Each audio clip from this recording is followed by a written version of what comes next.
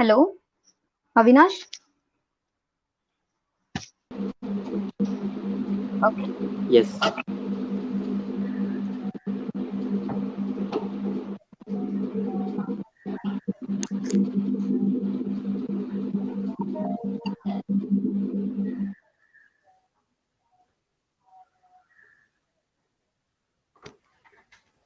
Hi.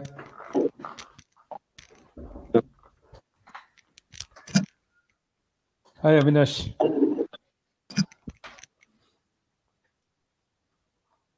Good afternoon, sir. Good afternoon. So, are we starting now? Yes, sir.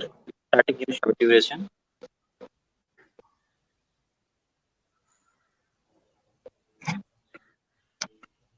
How many audience are there?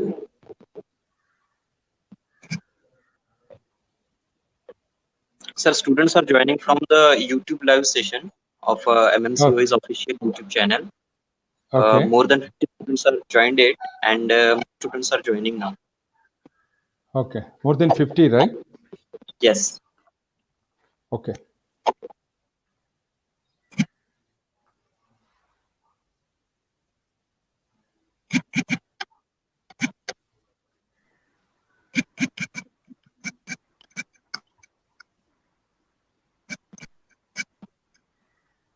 Okay. Good afternoon, everyone. On behalf of Recorem, I, Mehek Khot. Good afternoon, sir. On behalf of Recorem, I, Mehek Khot. And I'm Avinash Pathak We would from like to Electrical welcome you Engineering. all. We would like to welcome you all students from MMCOE on Recorem Talks. So basically, what is Recorem? Recorem is a web application that enables job or internships discovery between job seekers and company in any specialized gathering, be it in technology conferences or industry events. Recorem helps colleges, universities nationwide to enable hiring during their symposiums, tech fests, and other events so students get more opportunities to get hired than just during campus placement. During Recorem Talks, you will be getting an opportunity to understand and know about the industry from industry experts. Our first guest for today is Mr. Anil Kumar Muniswamy, sir. He is Managing Director of SLN Technology Private Limited. He completed his Bachelor of Engineering in Electronics and Telecommunication from BVB College of Engineering, Hubli, Karnataka University, India. Diploma in Management from INSEAD, France. Management, Masters of Management from McGill University, Montreal, Canada. International Masters in Practicing Management from Indian Institute of Management, which is in Bangalore. He is an active member of various industry associations. He is recipient of National Award from Prime Minister, given by Ministry of Micro, Small and Medium Scale Enterprises, Government of India in 2013. He has tremendous industry experience and at present he is handling SLN Technology Private Limited at founding director and managing director and also Genus Electrotech Limited independent director on board. We all are fortunate to have him with us today. So let's welcome Mr. Anil Kumar Muniswamy, sir. Welcome, sir. Sir, actually, I'm not able to hear you. I put my microphone on mute. Okay. Thank you very much for the wonderful introduction. Okay. So, are we going to start now? Yeah, sir. Okay. Good Great. to go. So wonderful. Good afternoon, everybody. I think it is really very, very, encouraging for me to speak to all of you. Very aspiring students, and some of you might have already completed your engineering graduation. How many are there? About 50 plus students, right? Mahek, how many no, students sir. are there? Mm-hmm. Okay. There are people who are actually viewing from YouTube also. So there are many students. Wonderful. Okay, sounds good. Okay, let us start now. I got an agenda from my friend Arun that I should talk to you people and motivate you. That's one of the prime objectives. And then at the same time, I'm also going to share my experiences and then give you some guidance. So I have spent about 35 years, in this industry, and I really don't want to talk more about my achievements. More than that, what is actually important is I would like to give an assurance to all of you, all the students, those who are listening to my talk, that each and every one of you have the potential to achieve whatever we have achieved, or there are a lot of great people who are there in the industry, and today you can see that what Indians can achieve or what they can do. uh, you name any big MNC company, Indians are managing that, whether it is a Google or Microsoft. There are a number of organizations, not only in India but abroad. So, in that perspective, I thought that I should share some of my experiences and give you some idea that what you can do, and what you can achieve, and that's it. And always I'm open for any questions. I can always answer, either today or even offline. Okay, let me start first. Can I share the screen here? Sure, sir. Let Yes. me, let me just check if you can share the screen. Okay.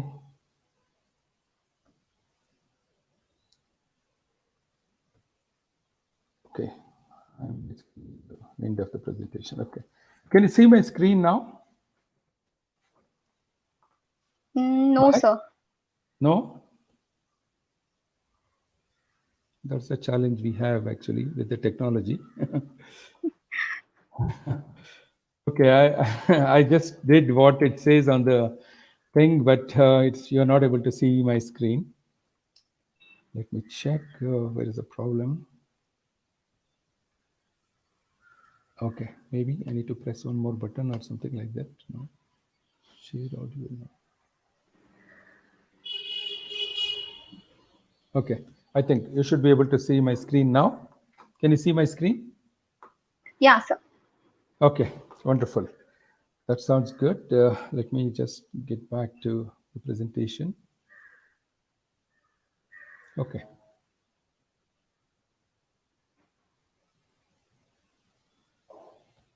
Okay, let us start now.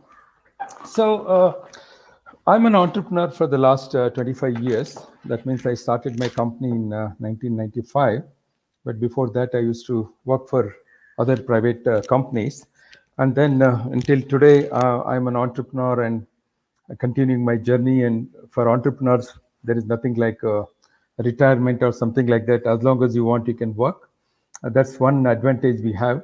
And as long as you are successful and running the organization quite efficiently and creating wealth for the organization, I think nobody will stop you from continuing as an entrepreneur.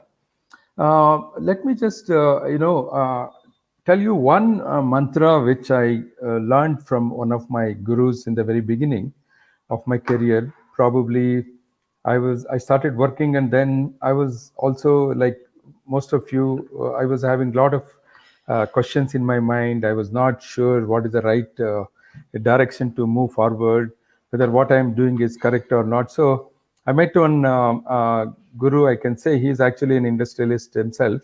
I mean, he was working for a government organization called Karnataka Power Corporation as a director, and he was teaching part-time, lectures in Indian Institute of Science.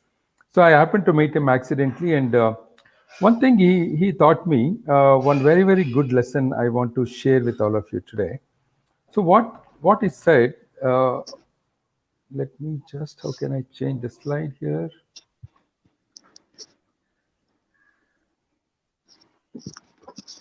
Okay, there is some technology issue again.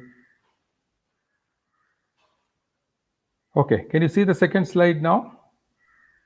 Yes, sir. Okay, great. So he told me one thing. There is nothing like late in life. Many times people give up things, sometimes just they fail in one exam, or they're not able to get into some course, or not able to get into some organization. They say that, I think this is end of, end of everything, or I mean, I can't do that again.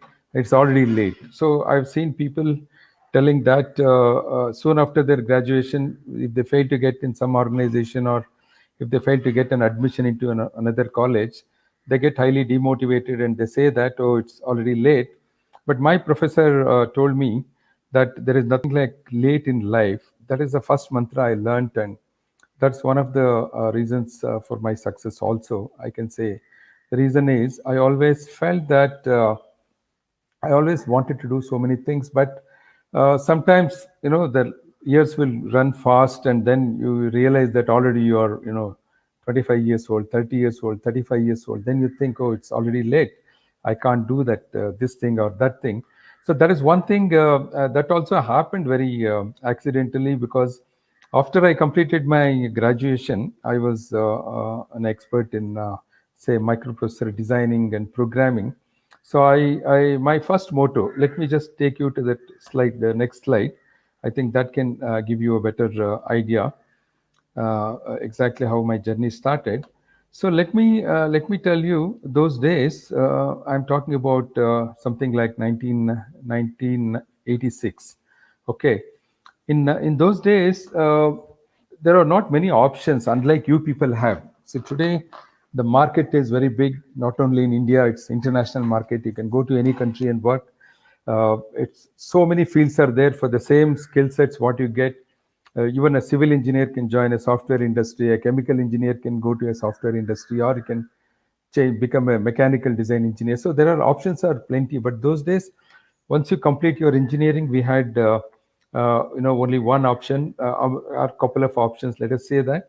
And government jobs were in great demand those days. Okay, and first option was to apply for a government job, because the parents used to think that government jobs are the most, I can say, as safe jobs, and it gives a lot of job security and gives regular income with a lot of benefits and all that. Then, even those days, with very few engineering colleges and graduates in the market, I'm talking about 1986, probably the engineering colleges have multiplied by hundredfold or even more than that compared to those years. But still, there was a lot of competition for jobs. And if you have to get into a government organization, there used to be entrance exams, and a lot of competition, then written test, as well as viva interviews. So we had to go through all these things. And then software industry was just emerging those days, and then there was a demand for very basic level of microprocessors and microprocessor programming. And these are the circumstances in which I entered the industry. And obviously, like I mentioned, my first choice was public sector industry. PSU means, if you can understand, there are a lot of government organizations like Bharat Electronics, Hindustan Aeronautics Limited, then DRDO organizations. So there are so many government jobs, government organizations those days. And that was my first choice. And then I also wanted to join Army. I had this desire that I should work for Army and Indian Armed Forces. And the last choice was private company. But actually, what happened in reality was something different. I got a job in public sector industry with a little bit of preparation, and I was able to get it very easily. Then, when the job order was there on my hand, I took leave, and I went for an interview in Bhopal for Indian Army. And that was quite challenging, because we are always, academic people studying subjects and scoring marks, but we are not used to those physical exercises and challenges. And even though I passed in the first round of a test, I failed in medical, and because by that time I was very sick actually. So I was out of defense forces, and then I came back and joined public sector industry in Bangalore. It was a nice job, 9 to 5, and there used to be a joke those days. They used to tell that the public sector job is all about two punches and one lunch in between. That means you punch in the morning when you enter the factory, and then you punch to come out. It record your timings, and then in between you'll go for a lunch. So that was a joke, and somehow it didn't really fit into my scheme of things. I got very demotivated in about 5 6 months, and then I just had to resign the job and joined a private industry. that was actually very, uh, I would say, a daring decision those days. When I told my mom that I'm quitting the government job and joining private company, she was not only upset. She said, "You have to be very careful. Probably you may not find a girl to marry because nobody wants to give their girls to people who are working in private industry." It's like that. That kind of threats came, and in spite of that, I was determined that I am not going to work for government organization anymore. Then I joined the private industry, and then it happened, and I worked for two companies, mainly between 1986 and 1995.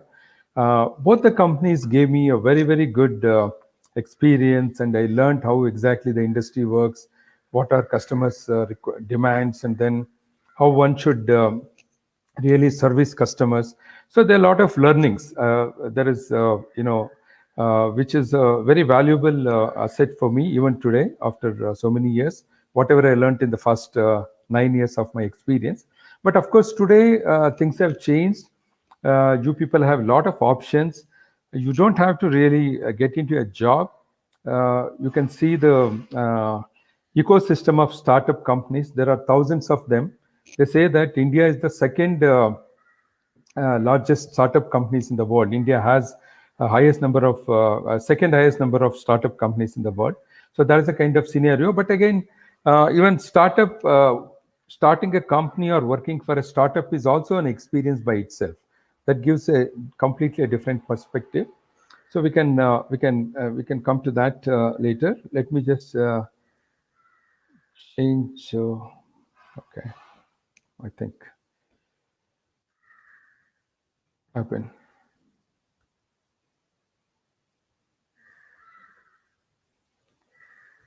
Sorry, again, we are facing some technology challenges. Can you see my screen? Yes, I can see your screen, but the same slide. Okay. Okay, Yeah. fine. Great. So that was the first phase of my career for 9 years. And then what prompted me to start my own company? That's again very interesting subject, actually. Those who are interested are curious to know how exactly I started my own company. Actually, everything starts with an opportunity. You need to spot an opportunity in the market. That is a very foundation for any starting up a company or doing your own business. You need to really understand what opportunities exist in the market and what I can do, on my own.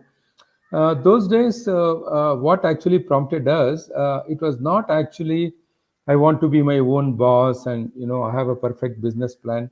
All those things, we did not have anything in mind. Let me be very frank. We just found an opportunity because the company for which I was working, there were talks. That was a very big company, and it's a public listed company, and they were mainly into pharmaceuticals. But I was working in electronics division, and then they had some. I heard some rumors that they are actually planning to close the electronic division, and they want to focus only on chemicals and bulk drug manufacturing and things like that. I thought that if that is the case, in any case, they are going to close down, and then I have to look for another job. And why I should not start an opportunity? I mean, a company. And one of my classmates who studied with me in engineering, both of us teamed up, and we said, okay, there is an opportunity. Let us start. So we really, and the opportunity was very minuscule. I can say it's not like today we talk in terms of $1 billion opportunity or how big is the market and all that, but we did not really go into any of those things. That doesn't mean that we should not do that today, but these are the things we did. If somebody really wants to do something, nothing should stop them. That's the point. If you really are passionate about doing something, just start that. Don't get into too many research and collecting a lot of information and then deciding whether to do or not to do. Just start doing it. But of course, that research and other things will definitely come into the picture, or it is very much needed, because to grow further or put your money, invest more into the business, definitely you need to be careful. What we call in our business terms is calculated risk. You need to take a calculated risk and see exactly how things are going to happen. So That was the very beginning of our entrepreneurial journey. As me as an entrepreneur, we spotted an opportunity, and then it worked for us. Luckily, sometimes you also need some luck. And then the initial success again, it was very important. It is important even today, or it was important those days. You need to do some innovation in your business, because we spotted an opportunity to start a company where we provided services to the industry in terms of starting a new electronics manufacturing facility. That was the product we are offering, and then we are teaching companies how they can actually manufacture. We are also supplying the equipment. But again, there are a lot of people who are already doing it right in the market. Then what is that differentiates us from rest of the people? Because you need to really show to customer that some difference and you are better than others, and then why they should come to you. So this innovation and differentiation are very important, in the beginning of your startup phase. And we were able to bring down the cost of maintenance to our customers drastically. That means today, if you buy some even a small washing machine, the AMC charges for that can be 5 to 10,000 rupees per year. Sometimes people will be wondering why I should pay so much when the cost of the washing machine itself is 30,000 rupees. Why the hell I should pay 30 to one third of that? Because spare parts maintenance, and then there are so many issues involved in that. But when we started our business, most of the equipment were imported from foreign countries, and then if there is a failure, or if the board fails, the motherboard fails, the cost of replacement was almost 25% of the cost of the equipment itself. It was quite expensive, and each machine costing one crore rupees. People cannot spend 25 lakhs on replacement of cards and spare parts. So that is where we did an innovation, and we said, okay, you don't have to really replace it. We'll fix it for you. That means instead of spending 25 lakhs, maybe you spend 50,000 rupees. We are able to fix the problem, and you don't have to really. The downtime is very low. If you have to get a spare part from foreign country, it takes minimum 1 month or even more, whereas we were able to do that in a couple of days time. So this is one of the innovation that we did that. And of course many local companies are doing that, but for foreign imported machines those days, this kind of options were not there. And also we promised customer that wherever there is a problem anywhere in the country, if they provide us transportation, we can reach that place within 24 hours. That was our blanket promise we gave. So these are some of the reasons for our success. And then gradually as we started building, but again, the third point in my presentation, success is not permanent. That means if you did something, there's always a competitor who will be watching at you, and then you will also offer that. Today you can see in the market, if somebody gives 2 years warranty, very next day another company also gives 2 years warranty. They just match, word to word and offer to offer. That's the kind of competition we have. Then you have to continuously improve. So continuously improve, and then there is no place for complacency in the business. That means you just can't relax. Very short time, actually, at that point of time, when we started in 95, within 5 years time, we were actually number one in the industry. There was not much competition for us, and we used to go outside the country, bring technology, get our service engineers trained in countries like Japan, Europe, all that.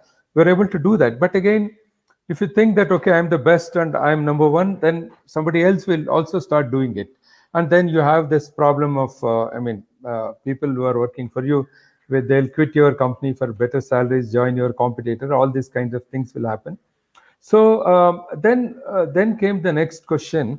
Okay, if that is the case, if I have to continuously improve, if I have to retain my people, then how it is possible? Then we said we are going to work like corporates. That means if you are working for my company, Excellent Technologies, it's as good as that you are working for a big corporation. It could be Indian corporation or MNC corporation.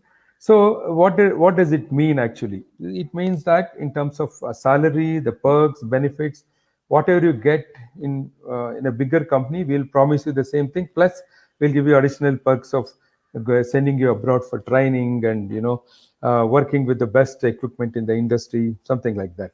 And then the next question was how we are going to do that. Okay, You decided that you are going to work like a corporate, but if you have to work like a corporate, you need to pump in a lot of money into the business, right? So that is when we said that we are not going to make money for building our personal wealth. Instead of that, we are going to make a company wealthy. That means whatever we earn in the business, we are going to pour it back into the business, so that we put it on our employees. Let our employees be comfortable working for us, and then we will not have that risk of losing them. In addition to the competition, and there are so many other unknown things in the market, you will be eliminating one risk, that is attrition and people quitting your company and starting their own company, and there are so many things. So these are the fundamental things that we did right in the beginning, that really helped us to grow as a startup company. And then we grew big and we employed more people. We were able to achieve a lot of we entered new businesses like defense and aerospace. That is where we have grown today. Some of the projects what we have done are very, very amazing, I can tell you. We developed the control systems for first Chandrayaan project, that is Moon Mission project, the first project launched by Indian Space Research Organization ISRO in 2008. Our company got an opportunity to develop this control system, which actually places the satellite in orbit, in the space. So from launch to the placement of the orbit is done by a satellite called Deep Space Network Antenna. This antenna was built by an organization called Electronics Corporation of India in Hyderabad, and our company helped them to build, the control system, and that was a success story. And touchwood, this system was commissioned in 2008 in near Bangalore, a place called Bailalu. From 2008 until today, the system has not failed even once, not even once. So it's if you say that meantime between failure, I can say that it has not failed only. So and from last 12 years or 11 years, it has been working continuously. So we are able to build. We started as a startup company, doing very, very small jobs like providing service to customers, AMC services. AMC means annual maintenance contract, supplying some machineries, repairing electronic cards. We started in such a humble way, and then we went on to build control system. And today our company manufactures black boxes for fighter aircraft. Black box, any aircraft, whenever there is a problem and when it crashes, people will be looking for black box, because black box records all the conversations, what what happened during the last final moments or final minutes of the flight crash. This black box is the one which records all this information, and we developed this black box indigenously in the country, and that was done sometime during 2008, and until now we have been supplying. We started with one aircraft for Sukhoi 30 fighter aircraft, and today we manufacture for about 7 to 8 different types of aircrafts, as well as helicopters.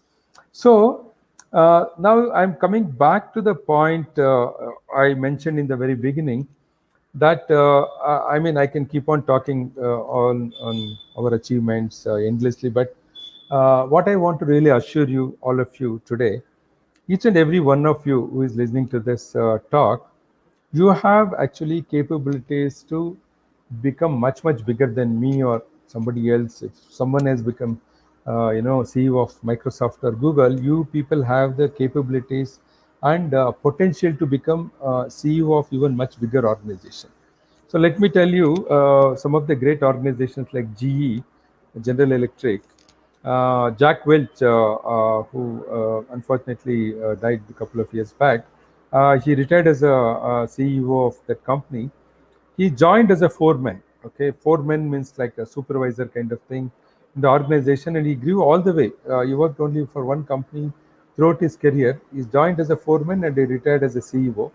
So that means every individual has a potential, no matter how small job you take up in the beginning. You can join as a service engineer, you can join as an operator, you can join as a software developer, you can join as a hardware developer. Whatever may be the job, it doesn't matter.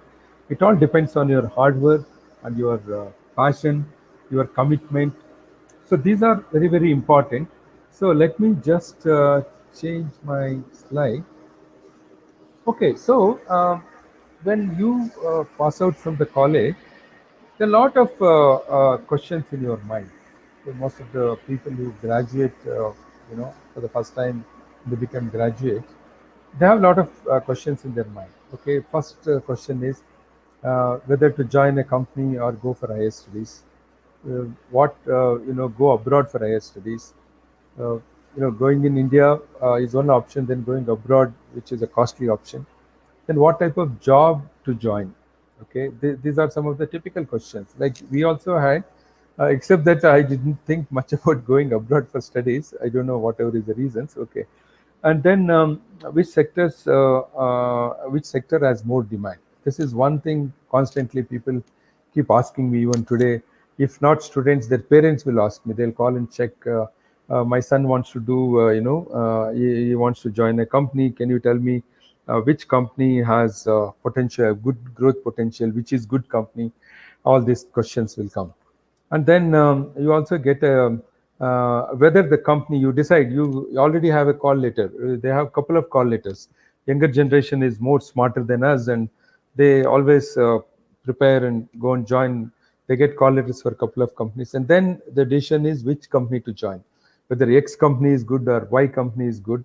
If X is good, Y it is good. So they keep asking this kind of questions. And then can I get a chance to, I mentioned already, go abroad for studies, and then what options I have to go abroad for studies. That means where to go. Many people come and ask me whether to go to USA is better, or UK, or going to Australia. There are a lot of opportunities nowadays. People go down, to Australia for studies. They also ask this, and then they ask which university is good, what are the best options. So uh, then again, when you're joining a company, people are also worried about the pay. Are they going to pay a good salary? If yes, like what kind of perks I'm going to get? And then some people, they come and ask me how to face an interview. I'm just going to, I got a call letter from this company, and then how I'm going to face this interview. So these are very, very common. There is nothing strange about these things. No, and again, some of the common mistakes students or graduates do also, I've just listed here because this is based on my experience with the candidates whom I interview when they come to join our company.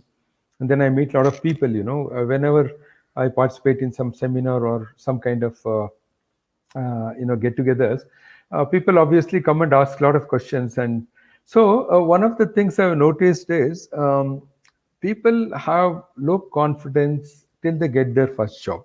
Okay, not all of them, I'm saying few of them. And especially when you actually score less marks. Okay, so today, because of huge competition in the market, some of the big software companies have a cut-off marks. They say that unless you have 90%, don't even apply for it. The reason is they also have big problem in filtering the people, because I've seen myself in Bangalore. Whenever there is a hiring mela is going on, they don't do actually in the company itself, because there is no space. They hire some marriage halls or big convention halls, because sometimes 5 to 10,000 people will turn up in front of this hall if there is a opportunity to join, or if there is a call for jobs from such companies. So they don't have any other option other than putting some limit. Okay, if you have 90% or more, you come. Then many people come and ask. When they put conditions like this, then I don't have any chance to join such companies.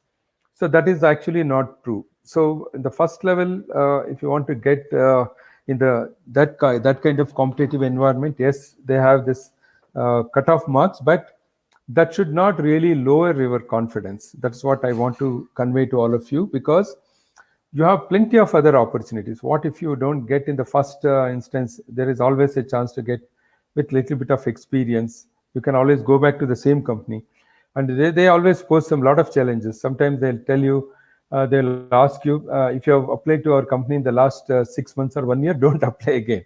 It is very common. Okay, but don't get worried about those things. Then the second type of mistakes people do is any type of job is okay for me kind of thing, or I can say that it's a kind of any type of job syndrome. We say that basically sometimes done by their parents also, because they are so under so much of pressure to get into a job.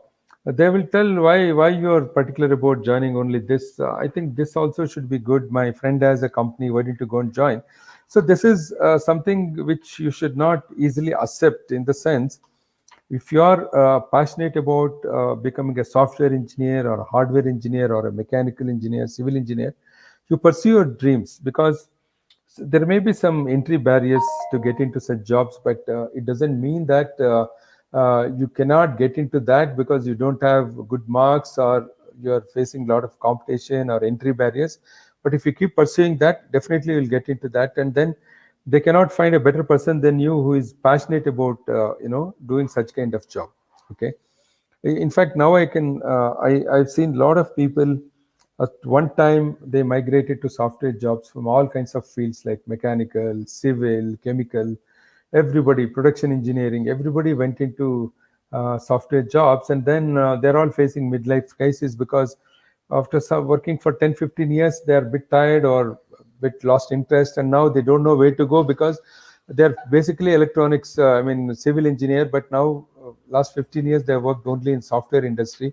Now they cannot change the field, so they face this kind of problems. But if you are a core competency guy, that means you are a mechanical design engineer and you become the best design expert in the market, then you can go to any height. Same case with software, embedded software, ASIC designers, chip designers. They all have capabilities to become the best in their field. So that is when you can really reach the top. Okay, if you keep changing or jumping from one field to the other field, that then you cannot become a core competency guy or expert in your own field. Then every time you need to rebuild your career. So you are in one job, then you go to another one, it's completely different. Then it's almost like system reset, right? And then I told you, don't ever put pressure on your parents for recommendations, because those things are not really going to work. Even if it works, what happens was such kind of options are not really good for your career. Many times, even I have given jobs to some candidates based on the pressure from their parents whom I know, sometimes government people, sometimes close friends. Then what happens? You have very limited opportunity for any guy who can walk into your company. It's either me or somebody else. I say today I run a business which mainly employs embedded hardware and software engineers, and then we build electronic hardware and then aerospace design. So I can't take any software guys, those who have application software experience. But even if I take someone with, they tell, yes, I'm very much interested in learning embedded software. And then it all depends whether they really put hard work and learn. Otherwise, they're neither near here or neither there. So this kind of things happens. And then if you join with parents' pressure in some organization which you really don't like, then that is the first mistake you're making in the very beginning of your career. Okay, and then don't ever compare yourself with your roommates or classmates, or don't get depressed, because we have seen this problem in my own company, where we had some people, and after some time they said, no, I'm quitting and going. Then I asked, why you're quitting? They said, see, my classmate, my roommate who stays with me, he works for a big MNC company, and last week my father came from my village and he was inquiring to them, and he's telling me, why you also should not join that kind of company, why you're working for a small company. So sometimes people don't understand actually the value. Today, even working for a startup company is a great experience by itself. And then we have a lot of options to get some stock options and become part of that startup itself. You can be one of the owners of that company in the long run. So there are a lot of things. So nothing should stop you from doing anything which you really do it with passion. That's what I mean. Okay, so if you really like working for someone, don't worry about somebody's criticism, or somebody thinks that, oh, you are working for a small company, and whereas others are working for a big MNC company. Sometimes MNC company, you can be a very small pawn in the game, whereas in a small company you can be a CTO of that company, because it's a small company and they depend on you. You should look at the importance they're giving to you. That is what matters actually, and how much you learn. In bigger companies, what happens, you will be doing bits and pieces of a big larger scheme of things. That suppose if you are supposed to develop some hardware part, you will be doing, say, a device driver for a small, memory device. Whereas if you are a CTO in a smaller company, your job is to design the entire motherboard. Okay, you will be doing everything from keyboards to motherboard, display, interfaces. Everything is your scope of work. So the learning opportunity is actually more in small company because you have been given a bigger responsibility. Okay, and then again, don't give up very easily. That means you try. I mentioned follow your passion, but then nobody is giving you the job. You should not lose confidence and say, "Oh, I'm not getting job, and that is the end of my dream." And then let me take up whatever is coming on my way. Don't try to do that. And then again, sometimes people are crazy about some jobs which are very high paying jobs. That means you can actually get into the job, and in 3 to 5 years time you can get 50 lakh salary. Yes, it is true. I've put that point also in one of the slides later, but you need to really understand whether your background has that kind of experience where you can learn those skills. For example, today the highest paying jobs in the industry are chip designing, ASICs, and then data analytics, data scientists, okay, life sciences. So there are a lot of embedded hardware design, embedded software design. These are all very high paying jobs, no doubt. But two things: one is you must really put hard work to get into such kind of professions, and then you must really take up some extra classes, attend some evening courses. Even you are, let us say, for example, you got into some job. That's okay, because you want to stand on your own feet and you don't want to be a burden on your parents. So you're earning some money, but actually the job what you're doing is not the job of your choice. Okay, let's say you're in a BPO, that's not your really job you wanted to do. It's meant for somebody else, but engineers can always design things.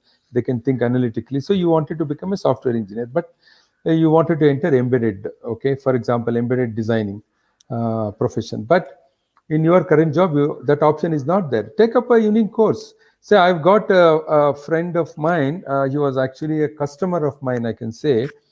He's from Suratkal Engineering College, that is NIT. Now it is called NIT. Those days it was called Regional College of Engineering from Suratkal.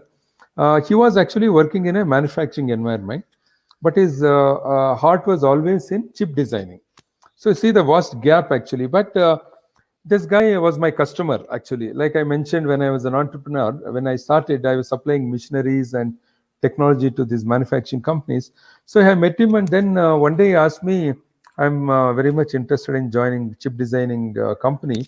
Can you recommend some companies? Then I gave, it was very easy for me because those days only companies like Wipro, TCS, and Infosys came to my mind. I recommended these companies, and some of the companies were not actually doing chip designing those days. They were doing more of a software, application software, and support softwares and things like that. Then one of my classmate was running a chip design company in Bangalore, and it was a startup again. It was just 1 year old, and then my friend wanted to join that company. He was quitting a job which was high paying job. Then he was joining for a lower salary, and then he asked me to recommend to my friend. So I gave a recommendation for only one reason. I did not know that whether this guy is capable of designing a chip, because I had no idea to estimate that skill. But I could see he was a very hardworking guy. As a customer, I've seen him. He was very hardworking, and he was also very committed, and he was very passionate about doing chip design. Then my friend took him based on my recommendation, and within 1 year, within 12 months, he was the highest paid employee of the company because he worked, I don't know, I can't say exactly, but at least 16 hours a day. He used to work, and he never saw timings. He never looked at his watch, morning till evening, and then it was going until 9, 10. And then within 2 years, my friend sent him to USA. And today, he is one of the topmost design engineers in Broadcom in USA. Now, Broadcom is one of the topmost chip design companies, and they sell their own chips for modems and telecommunication and so many things. And when he left my friend's company and got into Broadcom. Broadcom gave him a startup bonus of $0.75 million. That means they just said, you quit this company and join our company, we'll give you a startup bonus of $750,000. In today's terms, it is almost like 5 crores, something like that. And even today, he is working there. He's one of the topmost guys. And so it is possible to change your line, but that requires a lot of dedication, a lot of passion, and you don't have to be very inferior about what you are doing earlier, because all it requires is your commitment and your passion. Even if you scored passing marks, it doesn't matter. Yeah, honestly, I never asked anybody to produce their masters. In 25 years of my entrepreneurship, my gut feeling always is based on my interaction with the candidate, how self-confidence he is, how truthful what he is saying, and what kind of qualities he is exhibiting. And then I also always pass that candidate to my technical team to evaluate some of the capabilities. For example, if somebody is joining our company for embedded design, we want to ensure that he knows the job. Okay, if not an expert, but you should be knowing that basic things of designing embedded hardware, software. But we never checked any marks, whether he got 90% marks or 95% marks. So that means even if you did not do well in your college, you always have a chance to join some evening college or some training institute and pick up that. And even you can actually do by attending these classes. And one of the common mistakes people do is they don't do a good project in their college. So that is the reason when we hire a engineering graduate in our company, we always check for what project they did. Most of the times, if they did some run-of-the-mill kind of project or borrowed project, we immediately disqualify such candidates. And we prefer MTechs because MTechs have 1 year project time, and then we offer them an internship. And when they join our company, we get 1 year time to test that candidate, whether he's good or how is he doing. And then when we are convinced, we give the offer letter within 3 months of their internship itself. That means they're not interns anymore. They're permanent employees of our company because we are so happy with their performance and capabilities.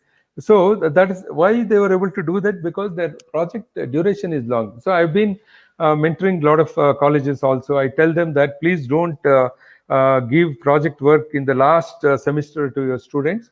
Let them start in the first semester. Say, I came from BB College, that is now called KLE Tech in Karnataka.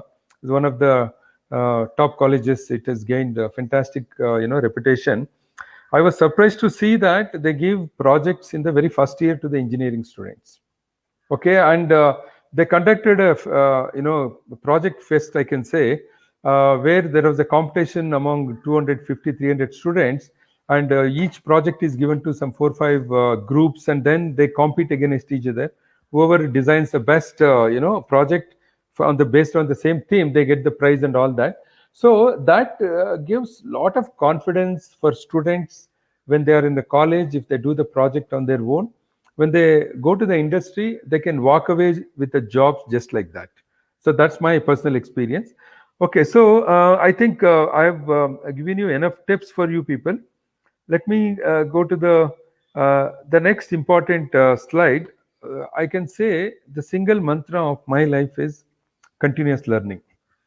Okay, so when I say what is continuous learning, I mean everyone keeps learning from college professors to everybody in the life, but nobody actually gives a serious thought to this continuous learning. That means, yes, definitely we learn every day.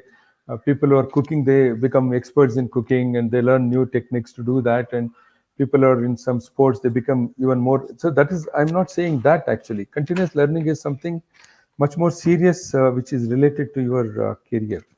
Okay, what it means actually. See, you joined a company, okay, and then you need to be really watchful and understand how exactly this industry is working, and what new skills are needed for the industry, and what industry experts say. Okay, there are a lot of opportunities to participate in some seminars nowadays. There are a lot of virtual meetings are there, and most of the time they are free, and students get special discounts and all that.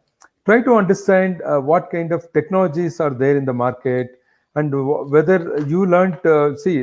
Typically, most of the engineering students, I don't know the present thing. We have tried to introduce a lot of new syllabus to engineering students. I was on board of studies at KLE Tech some 5-6 years back, and now I am on board of studies with Kalinga Institute of Technology in Bhubaneswar. We always try to bring the most latest syllabus to the students, so that they can be on par with the industry, guys, or industry people. But those days, in our days, we used to study Fortran, COBOL, and that kind of languages, which we never used in the industrial sense. Actually, when we came to the industry, we never used any Fortran language. COBOL, maybe it was there for a very short time, but we never used. Then, when we came to the industry, we learned that what is actually needed is C, C++, and then Java came. Then there are so many other new things are there.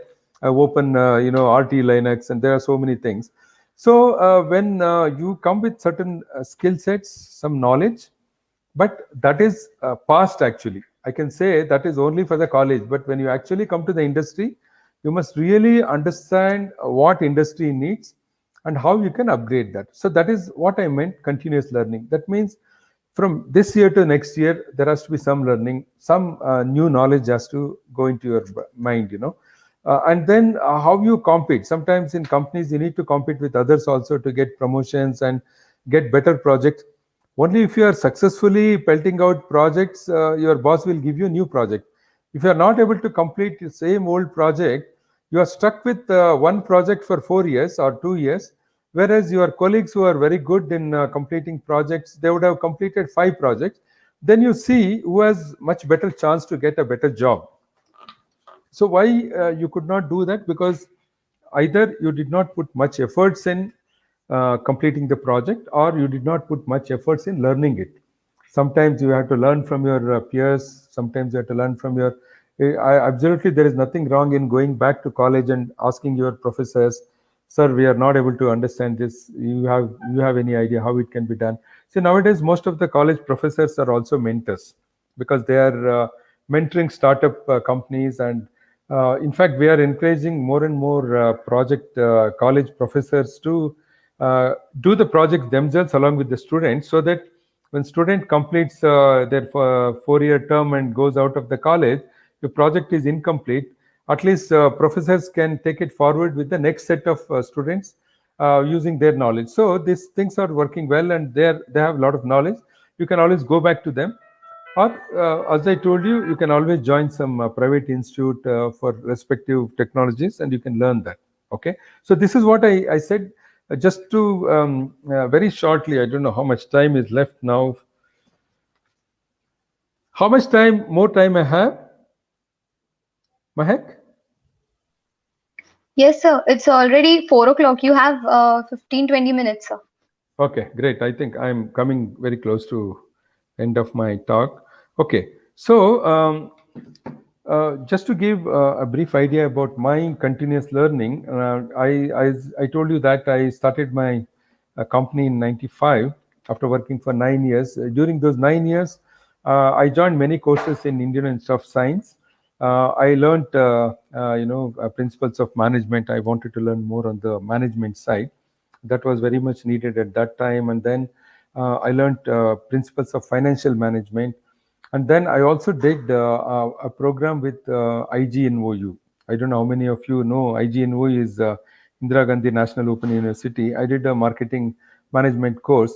And then I started my company in '95. And then in 2001, there was a very good program announced by Indian Institute of Management, Bangalore. They are offering international masters in practicing management. It was a very good program and very expensive program also. Okay, so but when I applied for that, those people in the selection committee, they asked me why you are actually doing this program, because it is not going to help you in any case getting a new job or something like that, because you are already an entrepreneur. unless you are planning to quit your job and join another organization.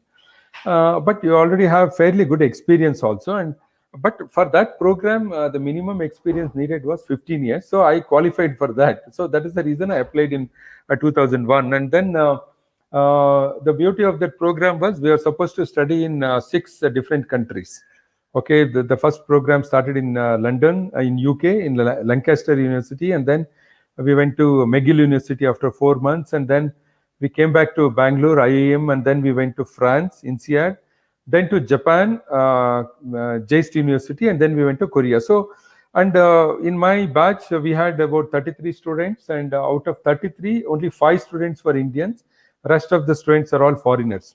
One of my friend, in fact, one of my friends, he is now president of LG in Korea. So we had that kind of group, and that really attracted me. I felt I can learn something from them.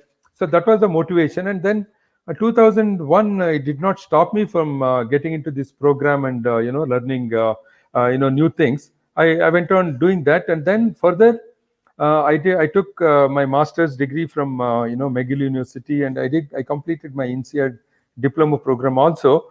All these things I did it only for one thing. I never went and applied for any job or improved my biodata. Nobody cares also at this age, but it's for my own knowledge, and that is one of the mission I have taken up. When I have so much of knowledge, why I should not share with younger entrepreneurs, younger generation of students? If I don't do that, it is not. If I do that, it is going to cost me nothing. It's completely free.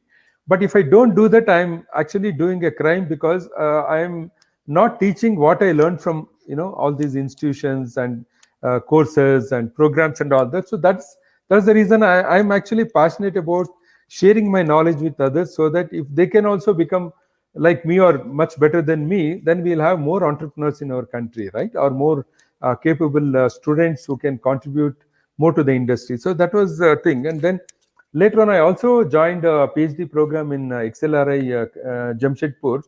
I completed 4 years, but finally, because of some personal reasons, I could not continue that program, because by that time I had gained all the knowledge. My objective was not to get more degrees and put it to my cap, but it was more to, that was one thing was left. What the PhD people will do, I was curious, but in 4 years time, I learned everything, and my professors told me, you just have to complete the thesis, we'll give you a doctorate. I said, I'm better off without that doctorate degree, because I've already got all that knowledge, whatever is required, but I'm fine with that. But I continued learning that, and then last year I joined some guitar classes, and then I'm learning keyboard also. But these things keeps me busy all the time, and some different perspectives will come when you start learning something new in your thing. And I have collection of 2000 books. I keep reading even today. So these are some things called continuous learning. Okay. Now I will tell you what is very important for you during the first 5 years of your career. This is very, very important.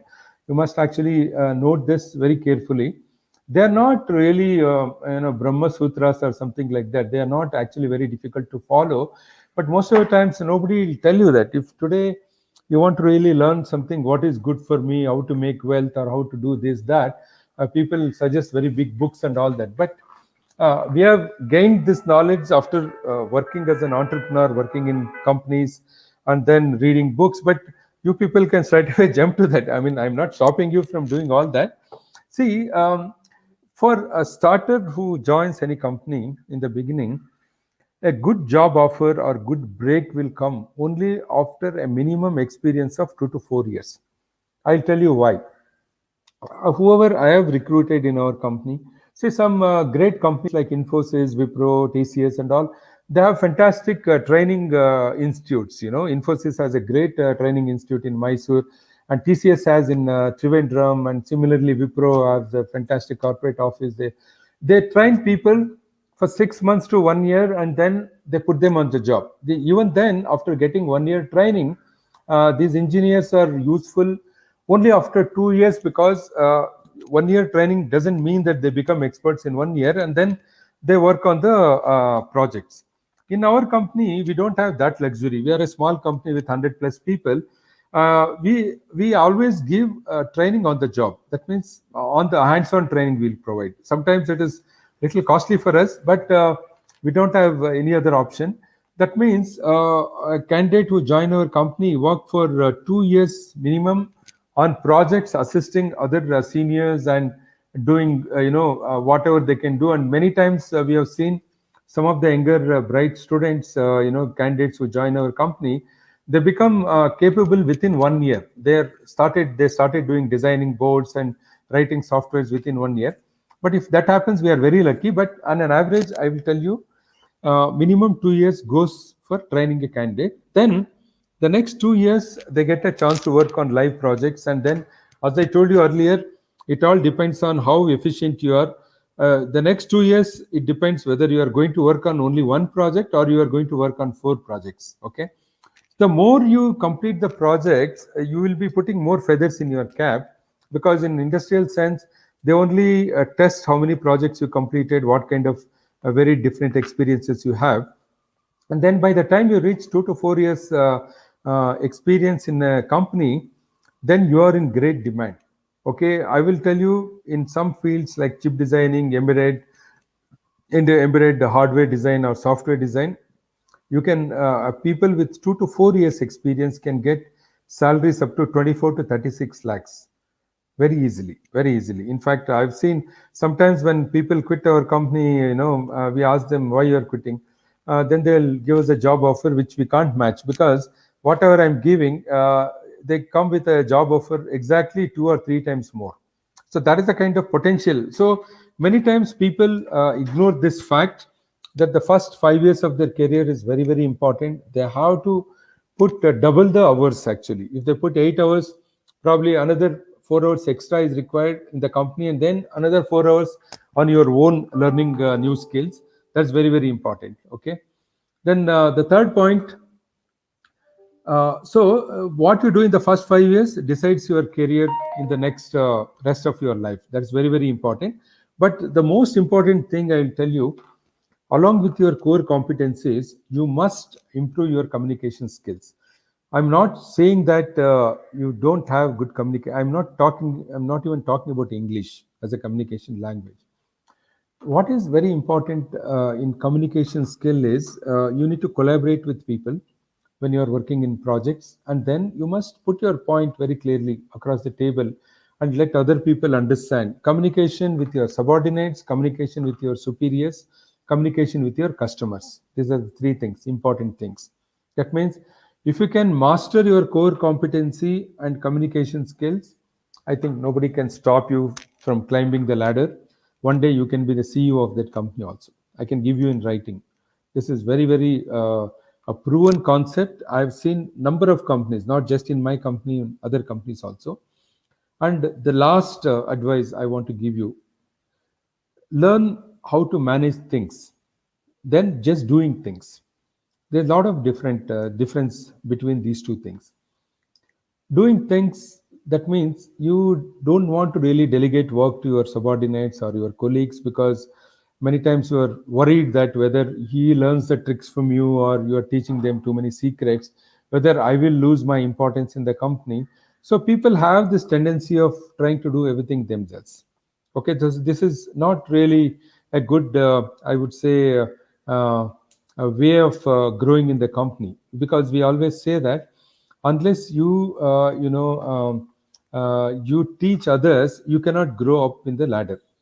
That means if you keep doing the same thing, okay, companies will tell, okay, this guy is extremely good in doing some schematics, let him keep doing that. Why he should become, if he has to become a board designer and then he become a program manager, if he has to manage delivery manager, something like that, they can't give that kind of responsibilities to only guys who are just doing schematic design. Okay, so you should know, when you get a project from your manager, you should be able to complete that project in all respects. That means till the project is delivered to your customer and customer gives a clean chit saying that yes, your hardware is fantastic, your software is completely bug free, completely tested, proven. So that is the kind of managing things means. That means you have to learn how to manage the complete scheme of things in the project, That is very, very important. So if you can master these things, these are not like Gita rules or something like that. They are very simple things. Whatever I mentioned here, you can even take a screenshot and remember that. So this is what is very, very important according to me. Just quickly I'll touch on some of the next opportunities for Indian techies mainly, or for that matter, is the same thing applies for engineers across the globe, not just for India. People across the globe, not just for Indians. So one of the most emerging fields in the next 1 decade or even more is 5G. That means we have estimated. I used to be a part of 5G. A group in the telecom department when I was chairman of the association, and I have that report with me. I can even share it with anybody is interested. It's in the public domain. 5G has $1 trillion worth of economic business opportunity for just for India. I am talking. That means we estimated this from 2020 to 2030. 5G offers $1 trillion worth of business opportunities. Okay, that means if you choose to work in 5G field, that broadly comes under telecommunications. I think you are really going in the right direction. And if you have that passion to work in telecommunication, 5G is the way to go. Then ESDM, that's my domain, electronic system design and manufacturing. Again, we have estimated a figure of about $400 billion by 2025, in another 3-4 years' time. It is going to touch $400 billion worth of business opportunity in India itself. So that is the potential of ESDM industry. Then, of course, you all must have heard in a number of seminars and articles and all that. Artificial intelligence and machine learning are the two next big things in the world.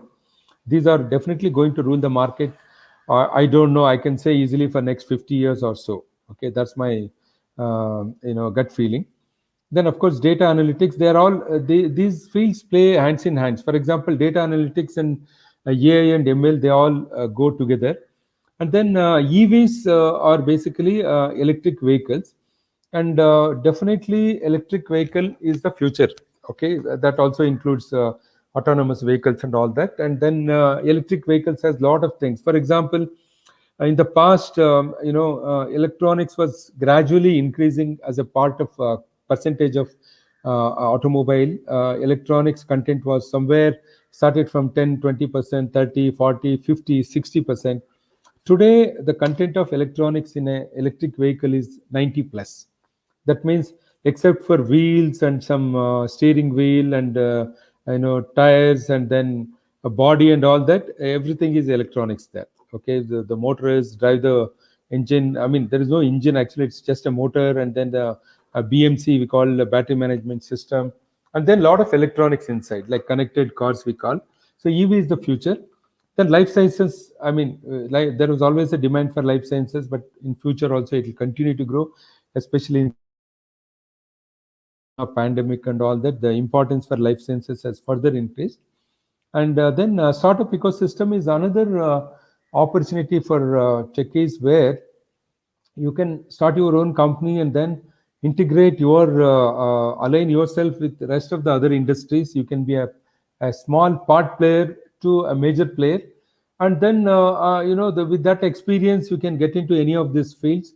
So this is a big ecosystem which is working in the country. As I mentioned earlier, we have the second largest startup ecosystem in the world. Then my next slide is the industry verticals. Okay, industry verticals are life sciences, and then banking and fintech. That is a financial technology, business, and then defense and aerospace, which is again my domain. I'll give you one more slide on that separately. EVs and autonomous, I already explained. Consumer electronics, which is again the projections which I gave you, $400 billion. There is a lot of contribution from consumer electronics. I would say more than 50% comes from consumer electronics, which also includes mobile computing, tablets, and then mobile phones, laptops. All those things comes under the consumer electronics. Then communication, I mentioned already, the 5G.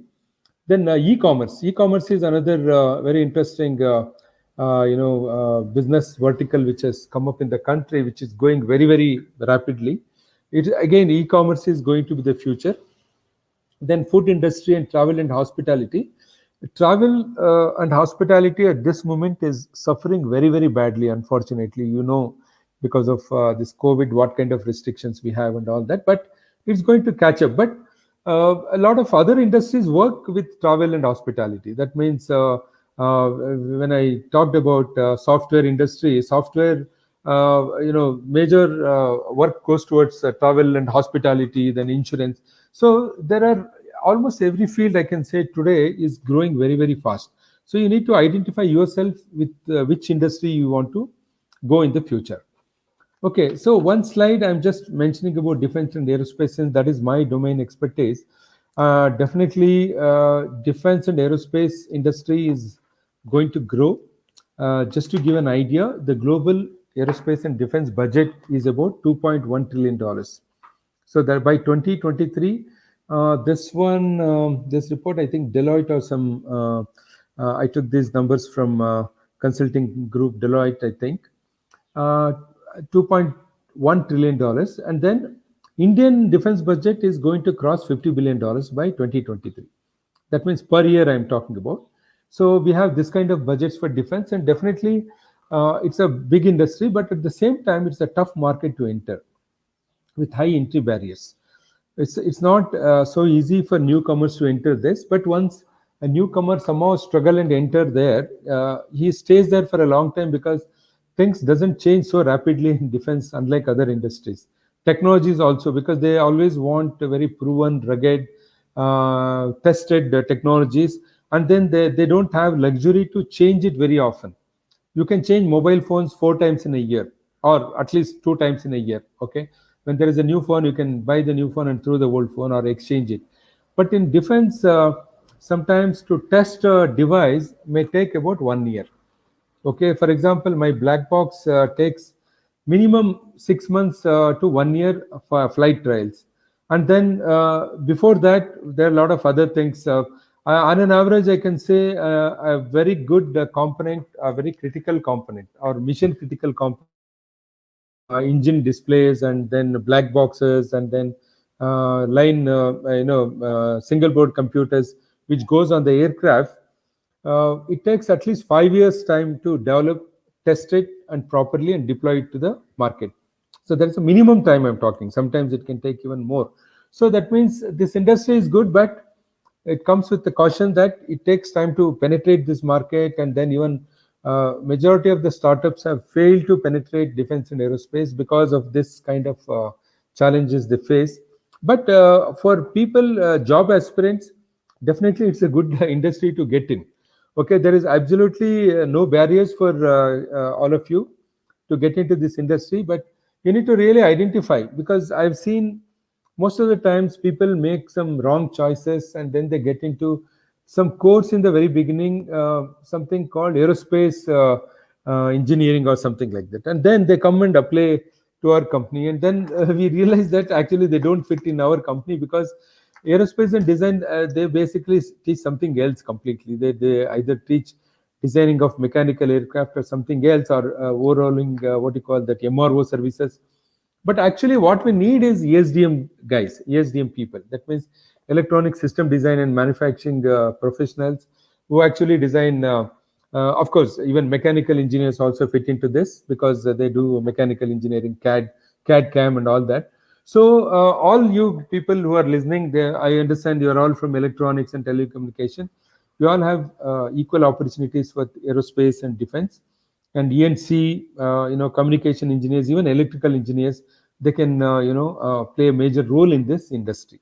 Okay, so I think this is all what I wanted to tell you people, and I think there is a great future. Temporarily there is a problem because of this corona, but it's just a matter of time. You need to be a little bit patient and then wait for your turn. Definitely things are going to change in the next 1 year. You can see that even though in spite of all this, stock market is doing extremely well. That means the people have faith in our country, that is India, and they know that country with 1.3 billion population can never go wrong, because even though temporarily there are some hiccups and problems, but our purchase power is so huge. That means we have around 600 million people in the middle class group, and most of these people are very young people. That is another interesting fact.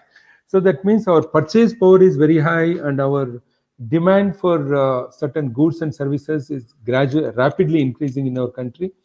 That means definitely there are going to be more jobs, even though currently there is a slight problem, but it's going to pick up in the years to come. Okay, so in fact, I look at this kind of thing as a blessing in disguise kind of opportunity. That means this is the time where you can sharpen your skills and get some new technologies, new knowledge, new skills, and then you have some time. You can think and attend more webinars where you can learn some new knowledge and then read more books. So this is an opportunity. Take it to your side, but definitely it is going to give good results in the next when the industry picks up. Okay, so I think I just my recommendation actually. I told you that I'm not recommending any great knowledge books to read, but just my I always loved this book, autobiography of Steve Jobs. He's a founder of co-founder and one of the founders of Apple Industries, and then autobiography of Warren Buffett, because these two are quite opposite, but they have a common goal of creating wealth. Warren Buffett's created wealth, by investing in companies, by buying stocks and all that. But Steve Jobs' book, I really liked it because you can understand how exactly he became an entrepreneur, and then he was kicked out of the company, and then again he came back, and then he developed the first iPod, and then iPhone, and I mean rest is the history, MacBook and all that. These are very interesting, motivating books. Please read these books, and I always recommend these two books. And if there is any time for question answer session, I'm open. But let me get back to my front page because I lost it. I don't.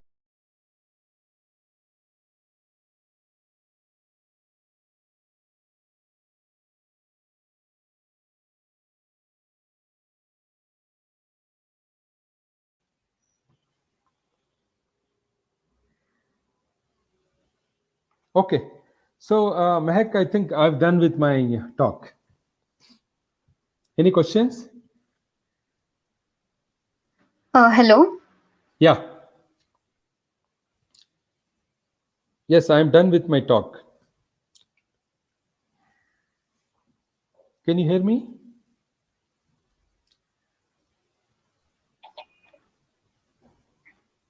Hello. Okay. Sir, am I audible? Yeah, I can. Okay, So sir, great to have you. Uh-huh. Yes, sir. So it was okay till the end, right? There was no interruption. I was a No, little bit no, no, worried. sir. No interruption. Okay, great. It was smooth Thanks a and lot. really great knowledge.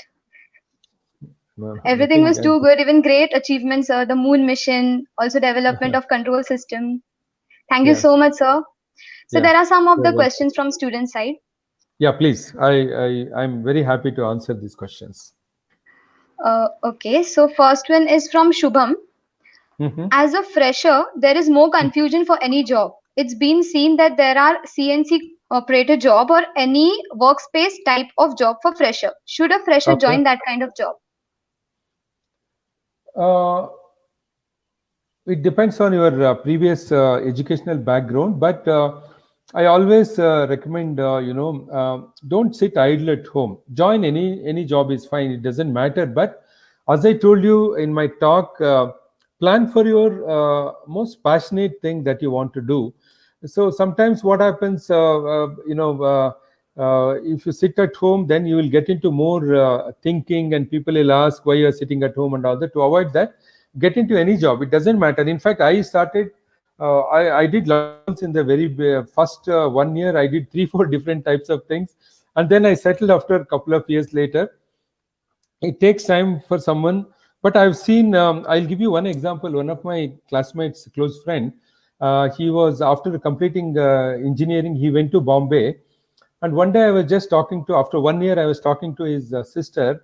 She told me, "Your friend has gone crazy." You know, I asked what happened. He said, "In 1 year, he has changed 6 jobs. Who will hire him?" I said, "I don't know. Let me talk to him."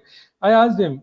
His name is Satish. I asked Satish what happened. He said, "Yeah, it's so boring. I wanted to do something else. I got fed up." Then after some time, he joined a job which he liked, and then he went to USA, did his masters, and then he worked for Microsoft, and now he is one of the top guys in Morgan Stanley.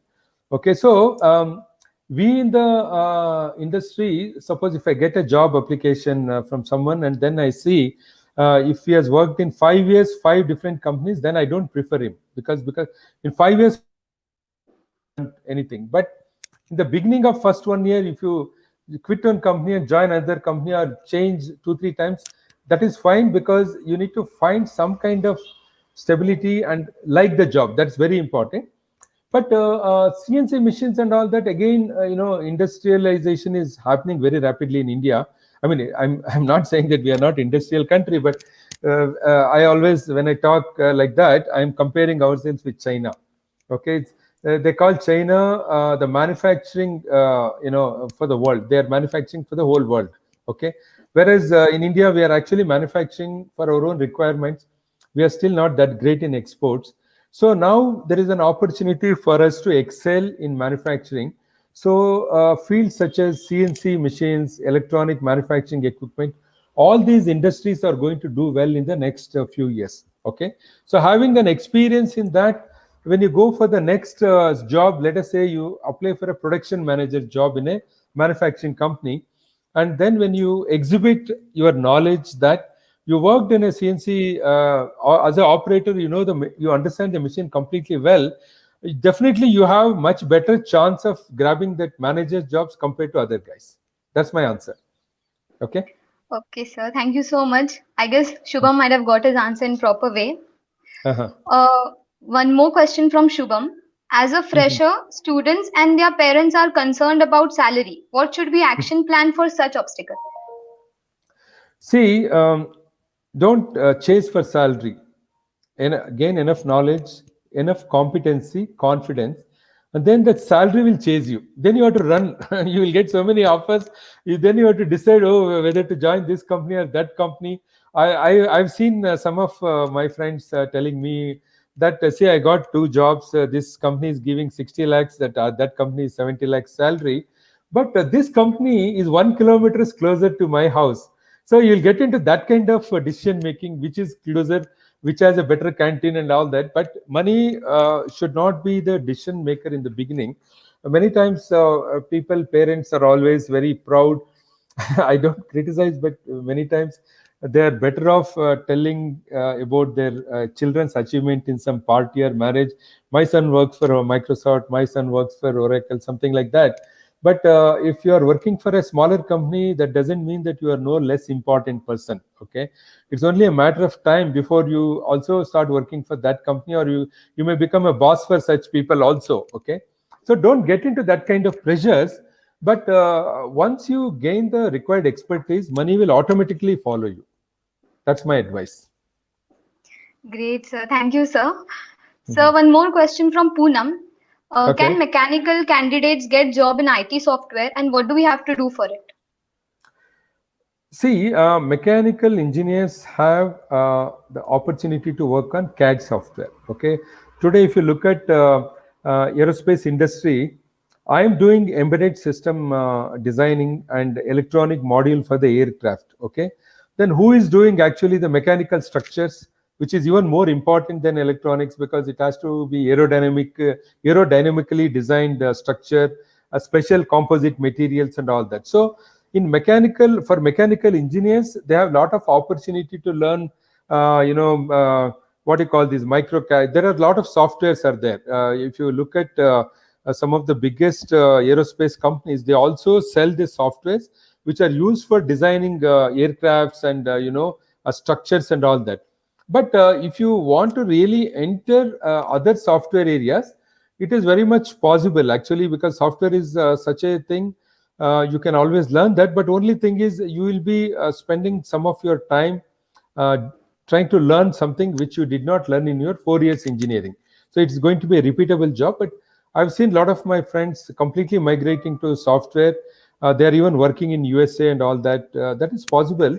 Only thing is you need to identify what you are actually going to, which language or which area you want to enter in software, and then join the respective training institutes.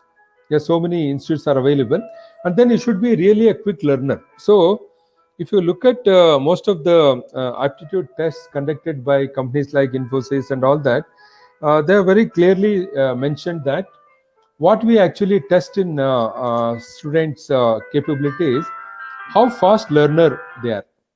Okay, all their tests are based on how quickly you can learn something. So if you have that capability to learn something quickly, yes, you can enter any field. Nobody can stop you. Okay. Thank you, sir. I guess Poonam might have also got her answer in a proper way. Thank you so much, sir, for being here. It was Yeah, yeah, really a great definitely. session. Sure. Yeah, Thank you so anytime. much for giving your Definitely. valuable time, sir. Okay, great. So I would like to thank you for giving this opportunity and sharing my thoughts and some experiences.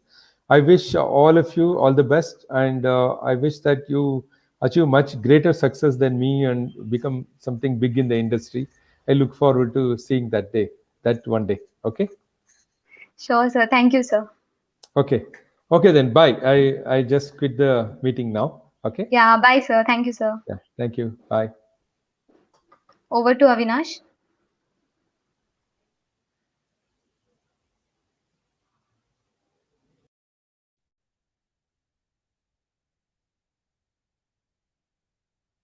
Yes. So after this session, we are having our second speaker for the today's Recorem talk, Mr. Ganeshan Thangaswamy sir. So we are starting with this. So first of all, Mr. Ganeshan Thangaswamy sir, who is founder and CEO of Capitec Technocrats Private Limited, as well as he is a co-founder of Interforce Private Limited. Sir is now presently he is associated with the Capitec Technocrats in the Chennai as a director and having over 18 years of cross-cultural experience in project management, design and development. Also experienced in handling the complete project operation, intelligent planning, also successfully managed design activities in CAD, CAM, and CAE, have successfully trained a good number of people in the PTM, PLM, and have packages like Smart engineering clients also. Sir possesses technical expertise in quality management system, quantitative skills like statistical process control techniques also. It is our pleasure to have you with us, sir. On the behalf of our institute, I heartily welcome you, sir. Sir, before directly moving towards the decorum talk, it's my request to kindly say a few words. Over to you, sir. Am I audible, sir? Sir, I think you are unmuted. Yes. Yeah, I'm muted. Good evening. Yes, sir. You can continue. Over to you, sir. Yeah, good evening all. I'm Ganeshan.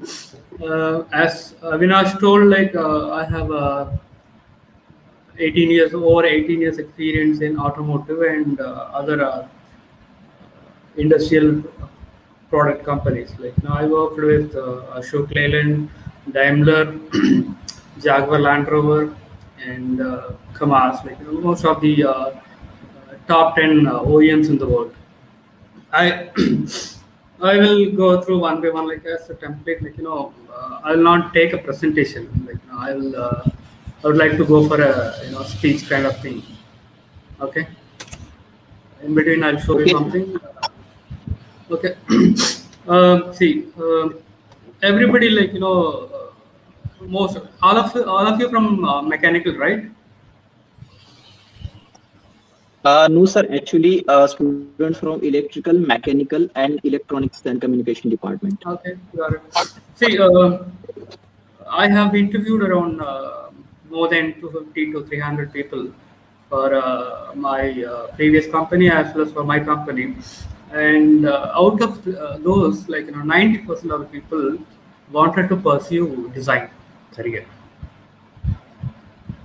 They wanted to get into the design rather than people have to first they have to identify what is their strength. Before that, they should know what are all the departments available in each and every company. For example, design is not only the job in any company. Say in automotive manufacturing company, there are about more than 15 departments where all the electronics and mechanical as well as electrical people can work. First I can say marketing. Let's start from marketing, then sales, then design, then after that quality, prototyping, and production, and servicing, spare parts, then projects team. Like that, so many departments today. Okay, and you pursue your career, decide your career by identifying your strength and interest on that. Okay, let me get into the automotive industry presentation.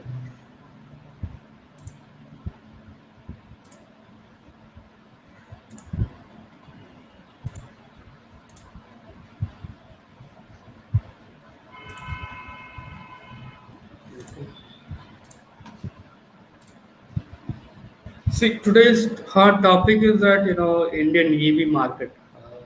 After 1992, after the globalization started in India, most of the foreign brands, automotive brands entered, beginning from Hyundai and Ford, and till now, we can say about most all of the companies are there in India, automotive companies, I can say.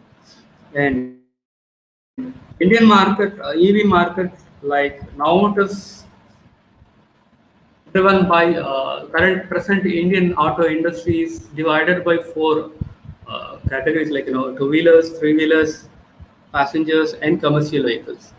And first two, first three, two-wheelers, three-wheelers, passenger cars, they are all into the passenger transportation. Commercial vehicles means buses, trucks, and the heavy duty dumpers, such kind of thing. The listed companies are the main companies which are there in India and functioning. And the performance auto industry, 2012 and 2007 till 2013, you can see the car, three wheelers, and trucks. They're all having the same trend. They are in the same trend, and the two wheelers, they saw very marginal change, but that due to the personal income change between 2012 to 2017. This is a future trend. This is again 2018 to 2021. Right now we are in 2021. Same trend. Two wheelers only seeing the increase in the market value. The other things three wheelers, cars, and commercial vehicles, they are on the same trend. That will be continuing for the next another 5-10 years. So let's come to the EV. See, if you see, right now the percentage of the two wheelers. I mean, this is the investment and the companies participating in the industry. 50% of the companies are in IC and 50% of the companies are in EV, in two-wheeler market. But when it comes to heavy duty, medium and heavy duty commercial vehicles, see, EV is only 5%. I believe you guys know what is IC. IC means internal combustion engines. Let's come to the the requirement. The requirement in the industry, in 2015, when I was with Daimler, what happens there? where I was handling 22 members team. Like, where that time, the industry people, the people coming out from the college have the theoretical knowledge, but the market requires something different from the candidates. For example, I know when you are coming out of college, you know basic things about the modeling softwares and the subject knowledge. But the market company needs something different. They require the people to have the process knowledge as well as the product knowledge, then tool knowledge. In this case, I'm talking about tool in the sense like CATIA or Croi or AutoCAD, something like that. Uh, that in 2015, that kind of most of the companies, service companies, they offer people with tool knowledge. Three kind of people they offered. They offered with one set with only tool knowledge, that is software. Other set will be having only the managerial capacities, they do the engineering activity, they do the calculations or any kind of project management activities. The third one will be they do only the prototyping and other activities. But in 2020, like after 2018, 19, when the global companies they started entering into the India, and they changed the perspective of the Indian industrial, working skills. They wanted to have specialists in each and everything. Like they wanted to have the people with the product knowledge as well as the process knowledge. Then, but at the same time, they wanted to have freshers. That's where the tricky thing comes, and that's there where we are having the shortage.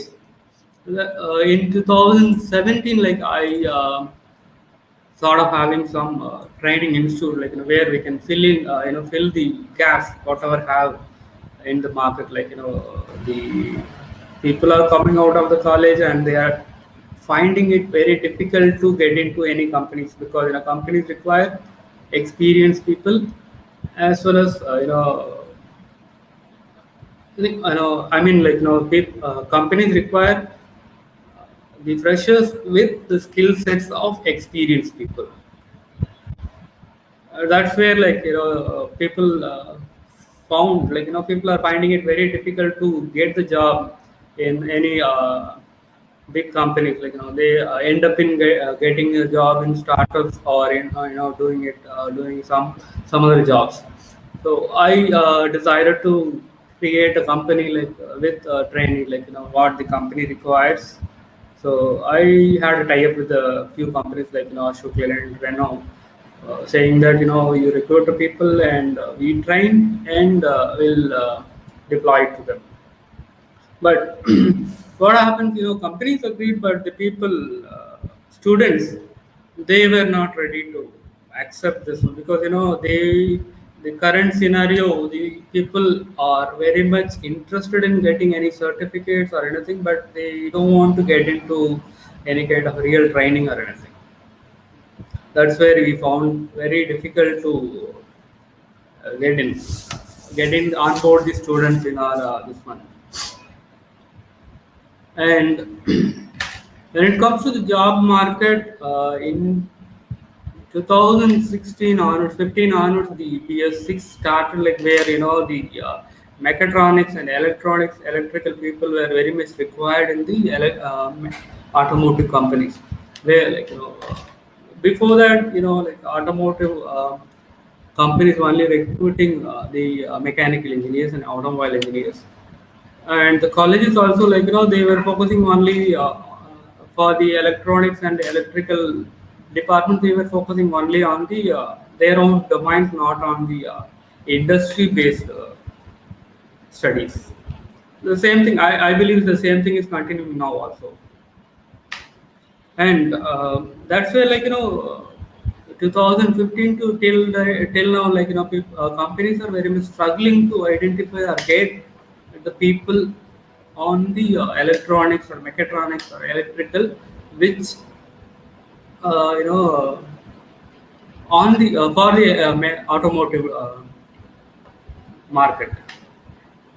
The same thing will continue for 2020 also, because right now EV electric vehicle market is heating up, and the Indian government has have set the target of 2030 is the application. 100% vehicles will be of electric, will be registered as electric vehicle, like two-wheelers and three-wheelers, as well as the light duty trucks, where the requirement for the electronics, mechatronics, automotive, automotive technology and mechanical, as well as the plastic industrial, plastic technology people, they're all very much required, because the EVs are about 70% of plastics.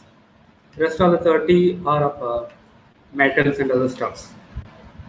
So there is a boom. There is a market. There is a huge requirement for electronics, plastic technology people, as well as the electrical people and mechanical in 2000 from 2021 onwards. It will go in good numbers, like up till 2030. And also there is a uh, there is a requirement for the alternate vehicles, alternate fuel vehicles, like for example, fuel cell and hydrogen. That's fuel cell and water-based vehicles and other stuff, which are all the after 2030. These are all the industrial requirements, like where you can focus and get into. And the last one I wanted to tell you, like my advice or recommendation for the students who are coming out of the college, like you have to focus on the first thing, like you have to choose what is required, like what do you want to pursue, like where do you want to pursue your career, like in which department, production, design, or whatever it is. Then after that you choose your or upskill your skills, like you do your basic studies before getting into any companies, like prepare yourself by upgrading your skills. For example, if you want to become a design engineer in any of the transmission or engines or motors, like go for training or do some kind of internship. Then this will add any kind of this will add some value to your profile to get into any companies with a good amount of salaries. See, the reason why I'm telling, like the people who I interviewed in last few years, like they don't want to, they have spent some money on CAD trainings, but CAD is nothing but a mere tool, like which can be learned in within a week or 2 weeks time. But the real challenge is, like the process and product knowledge, like product in the sense, in our case, in this case, it is automobile, like you have to have the at least basic knowledge about the products, like automotive, like for example, chassis or transmission or suspension or tires or steering, like that. You get into you go for some kind of prepare yourself by entering into any kind of trainings, or go for internship, and prepare yourself, enter into any companies. Salary wise, like because I in 2019 I interviewed some people, and I took some people, and many people are have started with 8,000, because they don't have any kind of they didn't go for any kind of training or any kind of basic knowledge. They don't have it. We had to train them for about 6 to 8 months. Then after that we can get some kind of output from them. That is how it is there in the market. That is why companies are very much hesitating to take people on board with the I mean freshers. This is what I wanted to convey.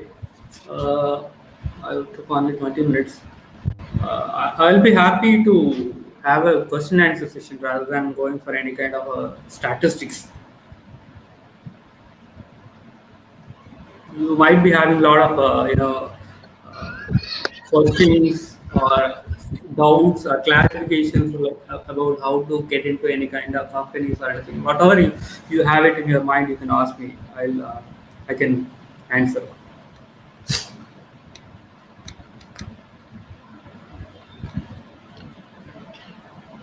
Yes, sir. Actually, sir, we wanted to know that how does your company do and how it was done in 2010. See, 20. I started my company in 2019 only, not in 2010. Like I was working in Jaguar Land Rover in UK. I was working for a brakes department. So I switched many companies, like 11 companies in my career.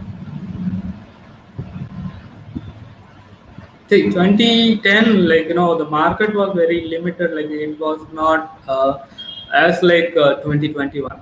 2010, like in automotive design, particularly, the workforce was divided into four different segments. Like one was like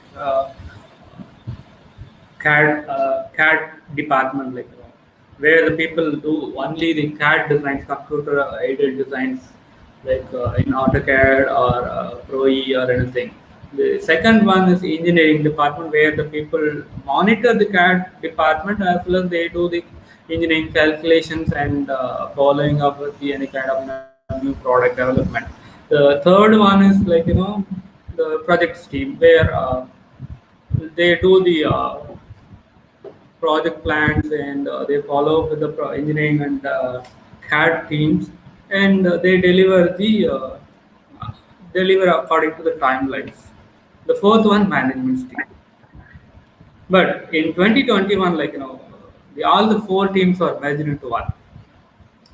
So all the companies, like they require people to work on the CAD as well as the engineering as well as management as projects. These are all the skills required. Right now, it is required for the automotive market, unlike 2020 or 2010 or 2015.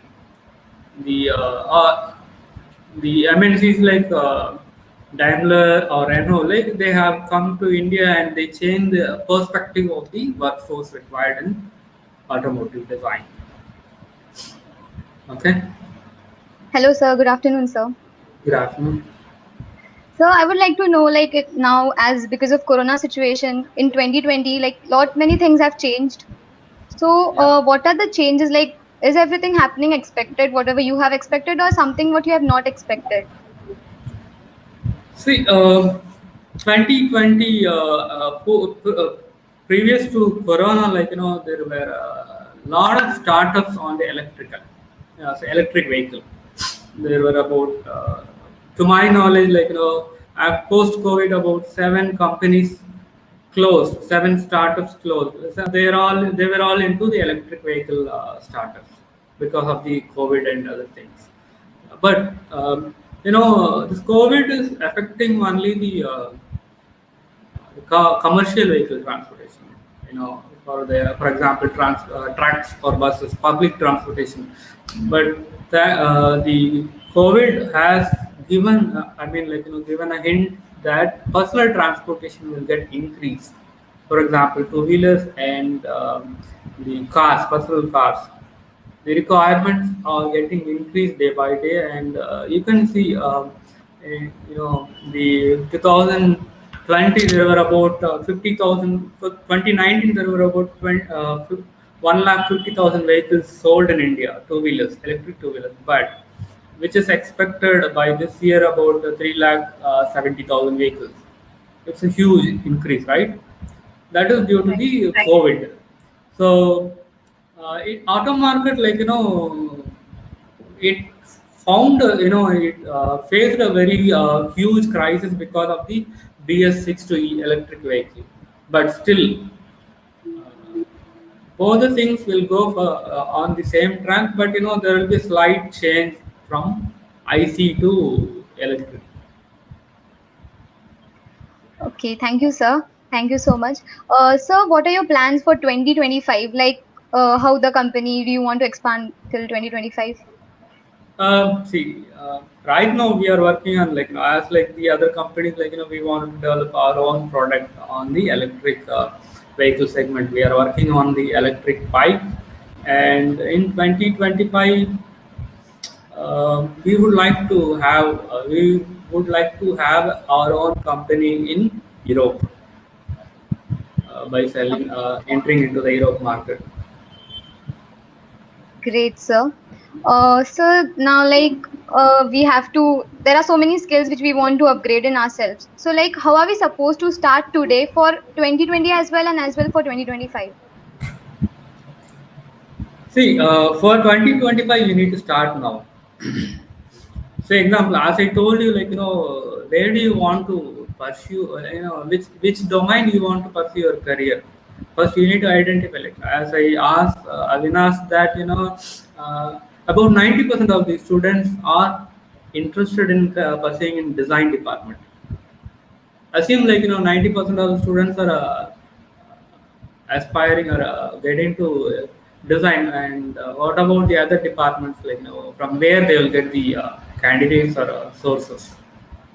There are so many departments which are helping the design department. So what do you need to do? You choose your skills. For example, I don't like some of the subjects in my technical studies. I don't like, but um, I chose the career in which I like the subject. That is how it went. Same thing, you think about and analyze your skills, strengths and weaknesses where you are very good. And I'm not saying that you don't need to improve your weaknesses, but where you're good, focus that and choose your department, domain, and accordingly you go for some kind of training or improve yourself by practicing or doing any kind of exercise. Okay. Okay, so thank you so much. This was really helpful. Means what we have to do is from start, first we have to choose our domain and then we'll have to decide whether we have to go in that Exactly. line or. So sir, now there are so many things for designing electric vehicle. So which one is trending right now? On the electric vehicle, as I told you, electric vehicle is about 70% plastics. I'm talking about the mechanical front, okay? 70% plastics and rest of 30% are metals and standard parts.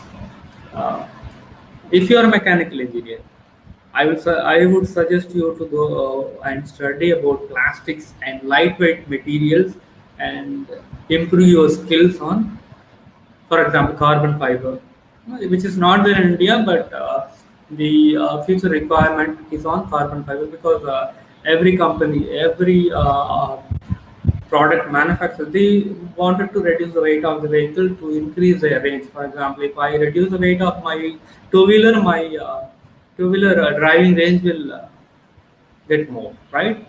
And the Right. process also, the cost of the product also will go a little bit higher, but life of the product will go high. Increase. And on the electronics, I would suggest uh, focus on BMS, battery management system, which is one of the hottest segment. There are so many companies are there, but still the requirement for the BMS designers are very huge. And the third one is the integration, electronics and mechanical integration. That requirement, for example, the vehicle integration. That's what we call vehicle integration. Engineers are very much required for electric vehicle. There will be a huge requirement, because uh, there is a earlier, for a IC engines, there is no need of electronics knowledge or anything, but for electric vehicles you need to have a mechanical knowledge as well as the electronics knowledge. Then only you can integrate the vehicle and test it or assemble it. So these three are the main market or job market for the upcoming people. And the last one I can say transmission, because engine is not there, but still The motor will be same, vehicle will be different, but the requirements like in speed or driving range will be different. So in that case, the transmission will play the part, like by increasing or decreasing the speed to increase or decrease the driving range or anything. So these four are the main areas where you can focus and Okay. get right by yourself. Okay, thank you, sir. Also, sir, like now electric vehicle has many advantages as compared to normal vehicle, but like there are some students who wants to know disadvantages also of electrical vehicle, like as compared to the normal ones. Um, I would say practically electric vehicles on the two wheelers, like you can't go for long distance. Electric vehicles can be used as a end mile connectivity. Like for example, if you are going from your home to college or any kind of nearby places, market or any schools or any bus stations, railway station, that's fine. But if you wanted to go for long distance, like some people may travel about 100 kilometers or 200 kilometers a day, but for them, like an electric vehicle is not uh, advisable or suitable for them. And second thing, like the weight of the vehicle. Earlier, like the weight of any kind of two wheeler or anything like electric two wheeler, which used to be like a cycle, bicycle, weight will be very less, and you won't feel any kind of feel that you are driving a two wheeler, motorized vehicle. But now it has changed, and the main disadvantage of EV is battery recycling, lithium Right. recycling. That is one of the biggest question mark is in the industry, like how we are going to recycle the lithium batteries, and the technology is still in the development stage, not yet validated,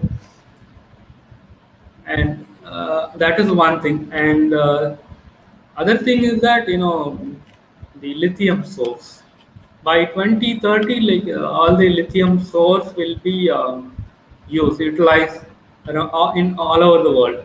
After 2030, how we are going to sustain an electric vehicle, that's the biggest question mark which is there in the automotive industry. That's why I told you, like there is one more area where you can focus, that is fuel cells, like hydrogen powered vehicles or water based vehicles. Okay, sir. Okay, sir, there are some questions from student side also.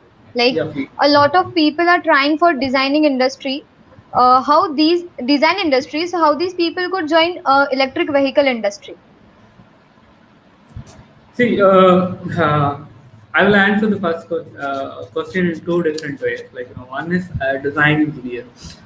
People are thinking like, design engineer means like, no, it's only sitting inside the office and sitting in front of our computer and doing the CAD modeling. That's not the answer.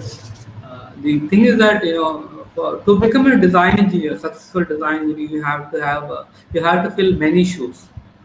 Like for example, like, you have to be act as think as a marketing guy, because marketing guy will give you like, this is a product I need. So you have to think you are the marketing guy, and if anybody is giving you this product, will you be able to market it? That's one marketing role you have to think. And another one is production. If you are designing something, whether that product can be manufactured easily without any kind of difficulties. One. Second, third one, you have to act as a finance guy. Like, if you are designing something, that has to be manufactured in a cost-effective way. That should not be manufactured in a very expensive way. And you have to act as a think as a customer, end customer. For example, if you are doing something, modeling or designing something, and you're seeing in front of your eyes, and you have to think whether you will be buying you have to be the first person to buy it. And Okay. you have to act as a quality guy. Like your product has to pass with quality, right? The design has to be in such a way it has to pass. Then you have to act as a service guy. Your product has to be serviced easily. So these are all the skill sets you require to become a good design engineer. Right. It's not as easy as sitting in front of the computer and doing them. That's called the CAD engineer. And electric vehicle, yes, you can do that. As I told you, like you focus on something which is the plastics and transmission. As a mechanical engineer, you focus and do some studies or trainings on plastics in the sense like you injection molding. There are a lot of different types of molding processes are available. Shipper is giving a lot of trainings where you can go for the trainings because plastics will be the next market for the component component level industry. Right. So, sir, like other than electrical and mechanical department, like does other department have future prospects in electrical vehicle? Electronics and instrumentation, because electronics is mostly required. For example, earlier BS4 and BS6 vehicles, or we used to call it the wired vehicles. So they are all controlled by electronics. BS4 and BS6. Before that, they're all called mechanical platform. They were all controlled by mechanically. But BS4, when the BS4 came, like everything, all the emissions and acceleration, all the engine management, everything were controlled by the electronics. BS6 again, if you say BS4 was about 25% electronics. BS6 was about 50 to 60% electronics. And electric vehicle, I would say about 70% electronics only, where electronics and communication people are very much required, and mechatronics, and even some cases, software people are very much information technology people are very much required because uh, now most of the vehicles are coming as a connected vehicle, right? Right. They're all giving the data to the cloud, and from the cloud they are accessing the all the data and everything. So information technology people are also very much required on that. The electric vehicle widens the requirements for the students, uh, irrespective of IC engines. IC engine based vehicles, they require mechanical engineers, production engineers, or any other kind of electrical engineers. That's all. When it comes to electrical, you need mechanical, automobile, electronics and communication, triple E, instrumentation, as well as IT. So means each and every department and each and every core branches, be it IT, mechanical, everyone has future aspects in Yes, electrical vehicle. exactly. Great. Okay, so what should be the voltage of the battery while creating an electrical vehicle which is of 48 nee, which should be 48 volt or 96 volt DC? This was a question from student side. That depends on the speed. What do you want? Speed and range you want. See, the vehicles start from 32 volt to about. I have worked with many vehicles which started from 32 volt. The IC engines of 12 volt and 24 volt, and 32 volt e-bikes we work, and till about 600 volt of electric tipper we work. It depends, you have to choose with the calculations, what is the speed and what is the driving range you require, and the motor capacity is there. Motor's working voltage will be based on that only. You can choose the battery voltage. Say example, if my motor is of about 48 volt, and you have to choose 48 volt battery, right? If the Right. motor is of about 32 volt, you have to choose 32 volt battery. That's all. Okay, I guess the student might have got the answer. So there is also one question from Shubham. Is there any ongoing project or research for battery other than lithium? As mentioned, till 2030 it will be utilized. So, is there any ongoing method to prevent that? There are so many companies and group of companies are working on the development of alternative system for lithium, but still, say example about there are about 10 companies, including Panasonic, LG, and other companies. They are working on solid state technology, solid state battery, which is in the still in the development stage. And one more, other than that, there is something called nano capacitors or super capacitors. Okay. Ultra capacitors or super capacitors. They are in the trial stage. If they come, then this lithium usage will be vastly reduced, because capacitors have the ability to transmit the power in a fraction of seconds. That is still in the proto stage. Once it is validated, then it will become, it is there in the market, but the ultra capacitors, super capacitors are used in the mining industry and railways to initiate the power, to crank the vehicle and it will stop. That's all. That is there. Like, apart from lithium, ultra capacitors as well as the solid state technology, which are there in the next line. Okay. So, sir, will that be more efficient? Means like efficiency of that thing will be more than the lithium batteries, or it will be less like? Say example like solid state will give you like say uh, 1 kilowatt hour lithium batteries will weigh around about 7 to 9 kgs weight of the battery, and the same solid state will weigh only around 3 to 4 kgs, and the ultra capacitors will weigh only about 200 to 300 grams. So weight of the vehicle will be very less in the ultra capacitors, and the 300 grams and 9 kilograms, the difference is there as well as there. Because the weight is getting reduced, your driving range will get more, and you can stack more batteries inside. You Right. can assume the efficiency of it. And efficiency, yes, lithium batteries about they give about 80 to 96%, I believe. But ultra capacitors, they give 100%. Only problem we are facing in ultra capacitors is like, how to control the discharging. Capacitors does not store any energy. They gradually dissipate the energy. That's where the research is going on. Okay, sir. Thank you so much, sir, for answering. I guess he might have got the answer. So, one more question. Which is upcoming technology in BMS? Uh, I'm not an electronics engineer.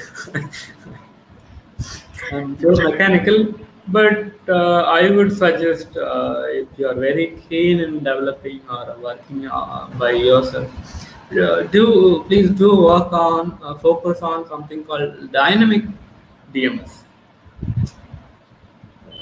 For example, like, if a battery pack is divided into 10 cells, you right now how it is there, the battery pack is divided into banks and banks into cells.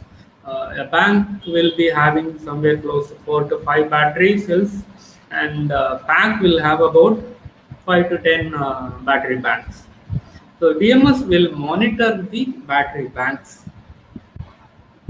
Okay. and inside that one more the software will monitor the cells of each and every cells of that particular battery bank. But you guys, to develop your skills or get into any kind of a new project, like you focus on something like dynamic something means like feel which is focusing, sorry, monitoring all the 100 battery cells, irrespective of bank or pack. That's a requirement on the dynamic BMS. So you can Google it. There are a lot of research studies for there. Great. Thank you so much for giving that BMS knowledge, sir. So one last question. Can EV also work on heavy duty vehicles like trucks and trailers? Since till now we have seen it just as cars. Is there any other development on that? See, I would tell you, heavy duty vehicles in the sense like mods are there are two different vehicles are there. On-road vehicles, off-road vehicles are there. Okay. We have worked on the 600 volt electric tipper. The battery costed about 25 lakh, I think, so battery alone, and motor and transmission we spent about 27 lakhs. So what happens, the weight of the battery and motor which came around about 300, not 300, 300 kgs of battery and 260 kgs of motor and transmission. Okay, as similar to the IC engine. Okay, but what happened, my project in our project, the vehicle has to go down to the quarry and load it, and it has to come up. It will take about 1 hour 30 minutes, but the distance is only about 4 kilometers. So we have installed the battery of about 44 kilowatt hour and the 600 volt motor, 260 HP motor. What happens, that motor and battery lasted only for 13 minutes, 13 minutes. But the vehicle will have to go down from the top to the bottom of the quarry about 45 minutes, and from there it has to come up 45 minutes. But my vehicle battery lasted only for 13 minutes, even after we spent about 50 lakhs, apart from the vehicle cost. So, in the tipper industries or any construction industry, this electric vehicle technology will not work out because of the heaviness and cost of the product. If I had to go for about to cover about at least 3 hours or 4 hours, I need to spend for battery and motor in crores, and in which I will not be getting the return on investment. So project will not be viable. So we dropped the plan. We dropped the project after experimenting that 13 minutes of driving time. Then we dropped the project. But for the on-road vehicles, yes, it is very much possible up till the light-duty trucks. Say example about uh, 10 ton up to 10 ton payload, 10 ton vehicles, 9 to 10 ton vehicles. It is possible. For the trucks which are running with long durations more than 300 kilometers or 500 kilometers a day, for them it is not very much possible until the government does install the electric charging stations in each every 50 kilometers or 20 kilometers. Then only it is possible. Right. Like investing so much into the batteries and all, and then not getting the output, which is really sad thing. Yeah, that's what happened for us. So we dropped the plan after spending about a few crores. We dropped the plan. Yeah, right. Okay, sir. Thank you so much, sir. Thank you. Like questions are over from student side also. They're all over. Okay, good. In this situation, my advice for you guys, you focus and do some research. Most of the students I interviewed like last year also after COVID, also 2020 COVID, we interviewed so many people. They spent much time on something CAD rather than the other things where you can focus and acquire some skills or knowledge like manufacturing. For example, if you're an electronics engineer, you do some process study on how the PCBs or electronics are made. I mean the manufacturing processes and other stuffs, and how it is used. The validation also, because most of the time, in our case, we are working on some consumer electronics also. What happens, we have the people to develop the code or design the PCBs and design the enclosures, everything we have. But to validate and to identify the problems or to identify the root causes, we don't have anybody. The new people, new as well as the experience, 2 to 5 years experience guys, they are very much struggling because they don't have the idea, uh, idea or anything how it will fail and what is the process behind it. Once you know the process, then you can identify the root causes or anything. So they don't have the basic knowledge of the process or anything. So my advice, instead of hitting the main target, on the topmost one, you start from the bottom. Basic skills. What are all the basic skills required for? As I told you, for the design engineer, how many skills are required? Then you can become the successful designer. Like that, you focus on the studies where you can excel, which is not there in the books, which will really helpful in the industry. Yeah, nowadays people directly start from upgrading their skills instead of starting from bottom. They directly go to the top, and then what happens is they don't even know where to start from. There are so many mentors or career guides are available. Then the LinkedIn, social media platforms like LinkedIn or anything. You can always follow them and get guidance how to get into the market or job market, how to nurture your skills. They will guide you. The mentors or career guide, or you can go to some of the upskilling institutes, like where they will guide you how to proceed or how to pursue your career, where you can go and do that. And on this, salary, as I was looking at the previous this one also, as he told you, he said the same thing. Good one. You guys focus and work on single company for about 3 to 4 years and gain your knowledge and skills. Either the salary would be very low, right now the salaries for the freshers in industry starts from 10,000, and the Right. bigger companies, they give about up till 45 to 50,000. Some of the companies, Ashok Leyland or Renault, so they give something bigger than that. But the smaller companies or tier one companies, they give start from 10,000.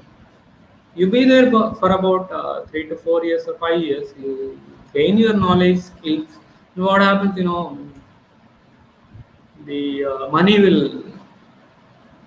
money will be chasing you, like as like first 5 years you run behind your skills and knowledge, and after that you can run behind the money, after 5 to 10 years, 6 to 10 years, you can run behind the salaries. You'll reach at the top, and after 10th year or 11th year, after gaining the good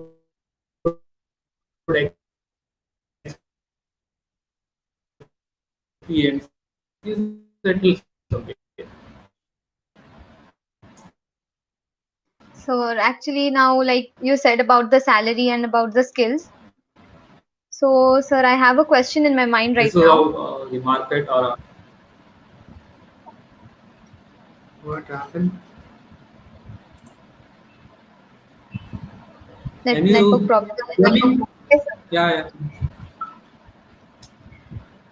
So now you were saying about the salary and about the skills. So I have a question in my mind right now from my Yeah, side. okay. Like, so there's two companies are there in front of me. Like, the one who's giving me, the company which is giving me more salary, like 45,000 starting, and one company is giving me 20,000, but which are tailored to my skills. So where am I supposed to go? Can you repeat the question? So there are two companies. Like, one company is giving me 45,000 starting salary, and my skills are not tailored. So I'll have to start, from getting trained till end. And other company is giving 20,000, but which are tailored to my skills and interest. So where am I supposed to go? Uh, I would ask you a question like, what is your uh, what is the what kind of job you like? If you ask me, I would say like I would like to go for a challenging positions anyway, challenging jobs. So in that case, I will choose the job one where I don't have any knowledge about the job. I'll have to go there and learn the new skill and acquire, and I have to excel there, right? Right. In that case, in my portfolio, there will be one more skill set added. The second job, you will be very much comfortable because you know the skill, you have the skills, everything. You will be doing the same thing whatever you practiced before, which will be good for you. Okay. Great answer, sir. Thank you so much for answering my question. It really helped me. Uh, So something more you would like to suggest? um, I can say like it has to be some kind of interactive because if you ask me I can say because I'm not. Okay, okay, sir. So like now, there are people who are trying to learn many of the skills, like related to designing and everything. But sir, what are the basic skills required? Like start, digital skills, computer skills, basic skills. For the designers you're asking about. Yeah, for the designers as well as for normal, like if you're going for manufacturing company or whatever, what are the basic skills required like that? See, any if you are getting into any kind of manufacturing company, like all the departments interact into one kind of system that is called product lifecycle management, PLM. We call it as PLM. That is one thing you have to get some kind of knowledge how to use it. For example, in India, in the world, um, PLM, like there are a few companies working on it. One is Team Center, that's a Siemens product. People think about it's a software which is used only in design. No, it is not the right this one perspective. PLM is used in service, manufacturing, costing, HR, marketing, sales, parts, everywhere. So you'll have to acquire some knowledge in the PLM side, and apart from that, basic skills like anyway, like any companies, they use drawing department and they use drawings, and these drawings will get circulated to many of the places. So people, engineering students, you might have studied engineering graphics, right? Yeah.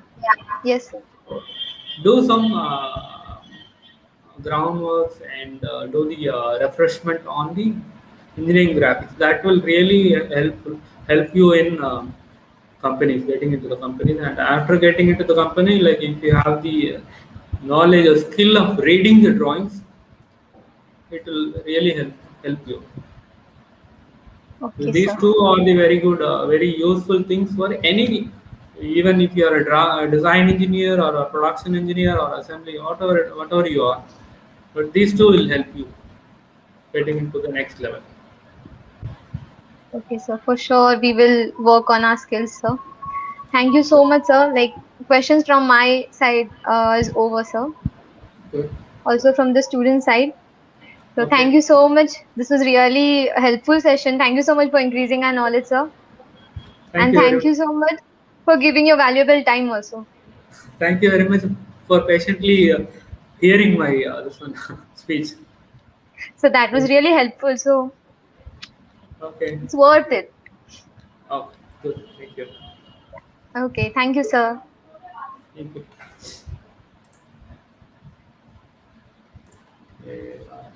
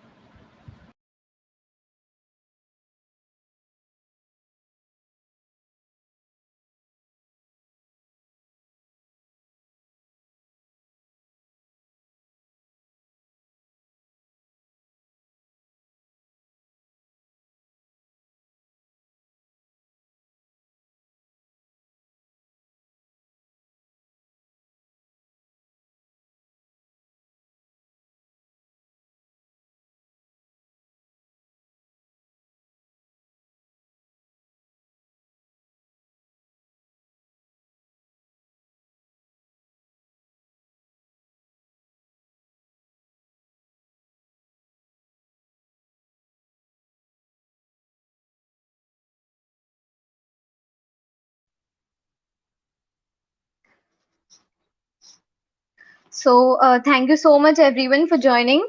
It was really great to have you all. So day one of Recorem talk is already over. Thank you so much, and we will continue it tomorrow at the same time. Thank you so much, everyone, for joining.